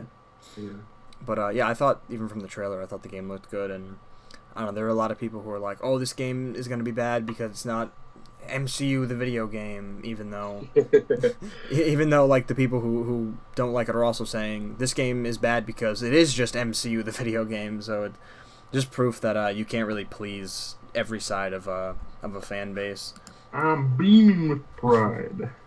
But I don't know. It overall, I thought it was a decent game. I'm hoping these DLC characters and stuff will kind of give the game some more life, because if you look at like the game's Instagram page and you look at the comments, every comment is just people saying like, this game sucks, you need to fix this game, fix the bugs, fix this. And I think one thing they have to fix is they absolutely have to fix the issue with their marketplace. Everything is way too expensive. Like one skin is like $20. Another, like other skins are like $5-6. Like that's way too much for cosmetics that are literally just recolors of other skins in the game. Like if you want to incentivize people to buy more and actually like spend money on the microtransactions like Fortnite or Battlefront or any of them, then you actually have to do something that's going to incentivize you to buy it. Yesterday I put $10 into Marvel's Avengers to get the Kate Bishop Battle Pass, and you know, man, look, I just shoehorn off to the side here. And people are always like, "Oh, come on, man! Like, you actually spent that? You actually spent that money on there? No, no." You know. Yeah, I hate people like that. Just like, don't never ask what to do with their money. So yeah, it's like, it's my money, dog. Yeah, right. Like, it's my money. I'm gonna buy with. It's my money, and I need it now. It's my money, JG and I need it. Oh my! JG Wentworth. 877 cash now. But what was it? Best Buy actually had a pretty decent steelbook for the game. Yeah, I remember. It was pretty cool. They actually gave me, for some reason, they gave me the steelbook and the regular cover. Oh wow! I don't know why. Hope somebody got fired for that. That, or maybe they just like. I figured like they were gonna have a lot of pre-orders there, and I went there, and there was only like one other guy who was waiting for it, which was really weird. You know, another thing that's kind of weird about the game is that they have all these like weird promo codes that you have to get. You don't necessarily have to, but like I remember back when Call of Duty, I think they still do it, where it's like on the Doritos and the Mountain Dew, like they'll put like the double XP codes or whatever. They don't do that anymore. They don't do those anymore. But Avengers is doing it with these 5 gum packs, where like you have to get a certain amount of, you have to get like 8 or something to get some in-game rewards. And then there's also stuff like there's some skins in the game that you can get, but they're like exclusive to here. I'll share my screen and hopefully people can see what I'm talking about. Just give me 1 second.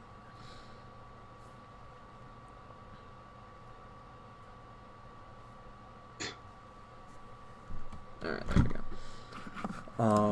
Here, I'm gonna like pull it up first, and then we'll look at it. There's like skins where it's like one of them is I think it's like is it an i5 processor?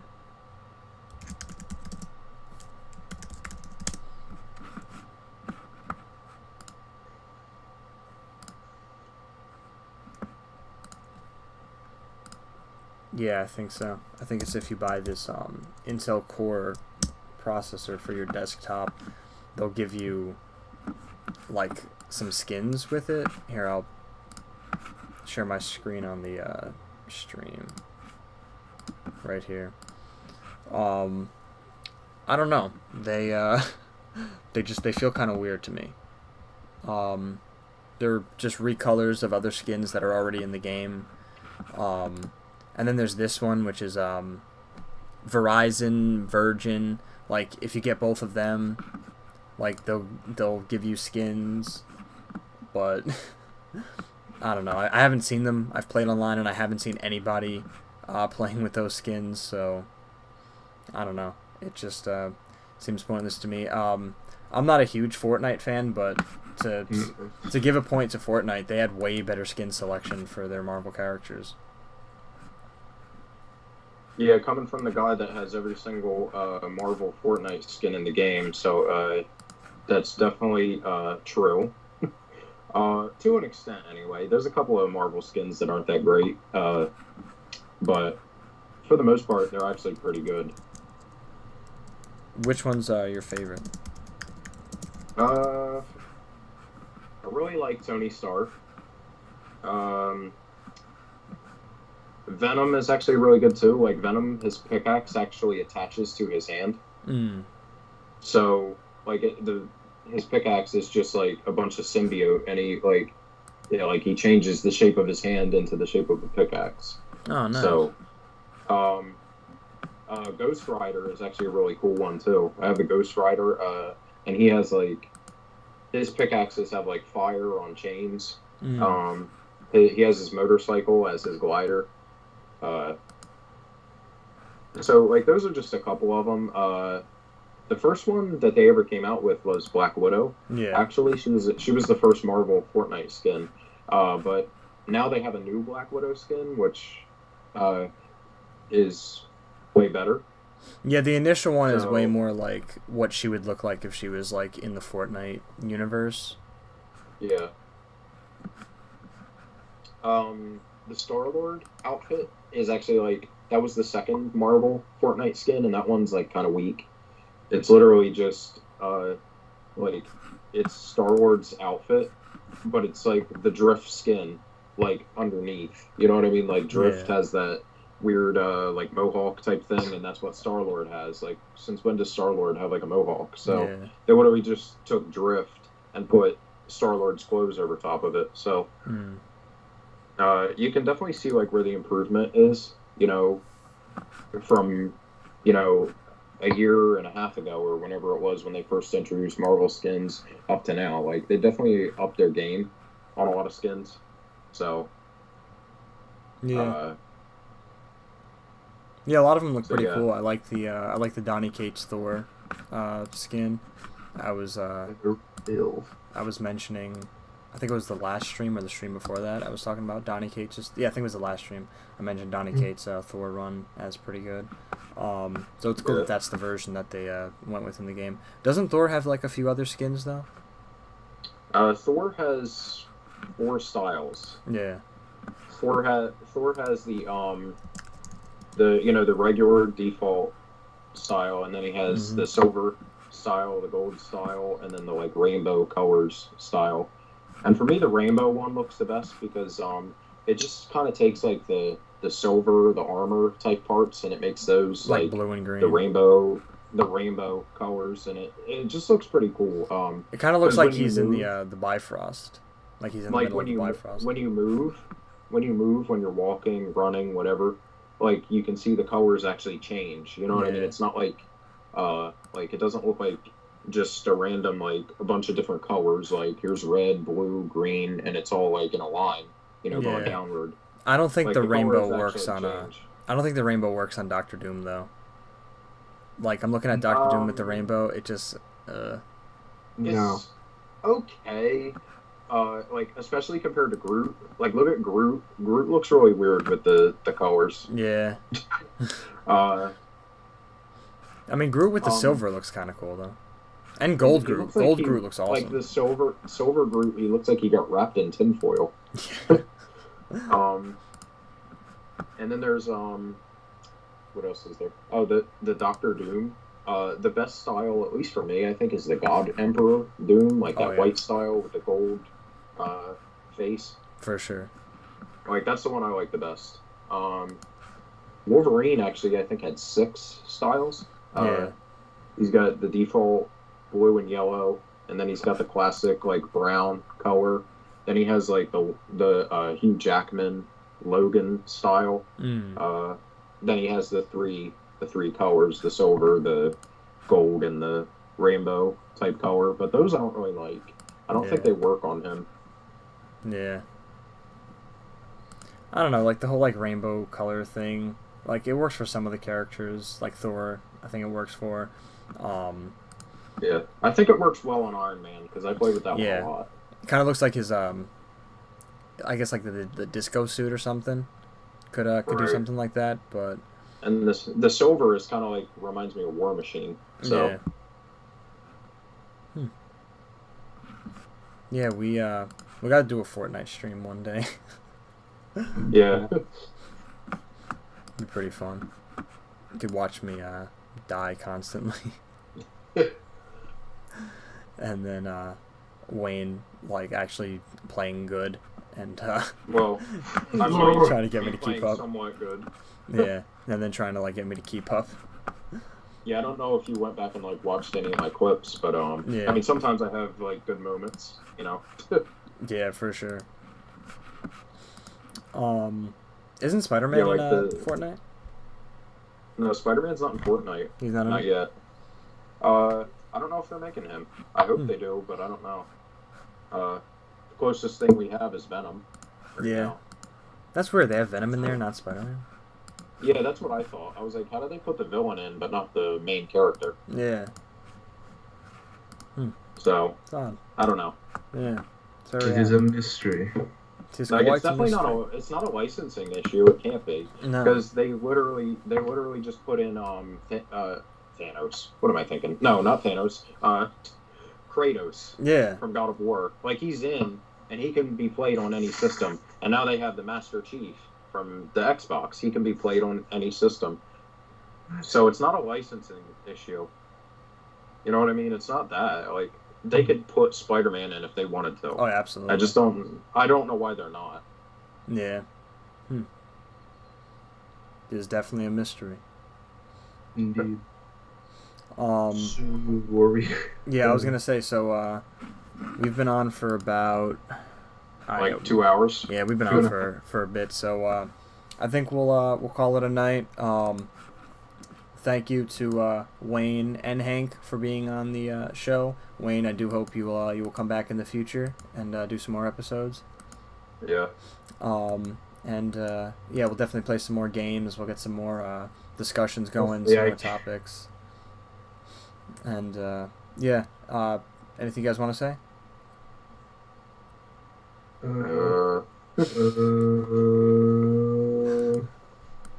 Awkward pressure. Yeah, it's like I don't know what else it's like, to say. We've talked about a lot tonight. Yeah. You pointed out best, Brandon. Yeah. I think we pretty much covered everything.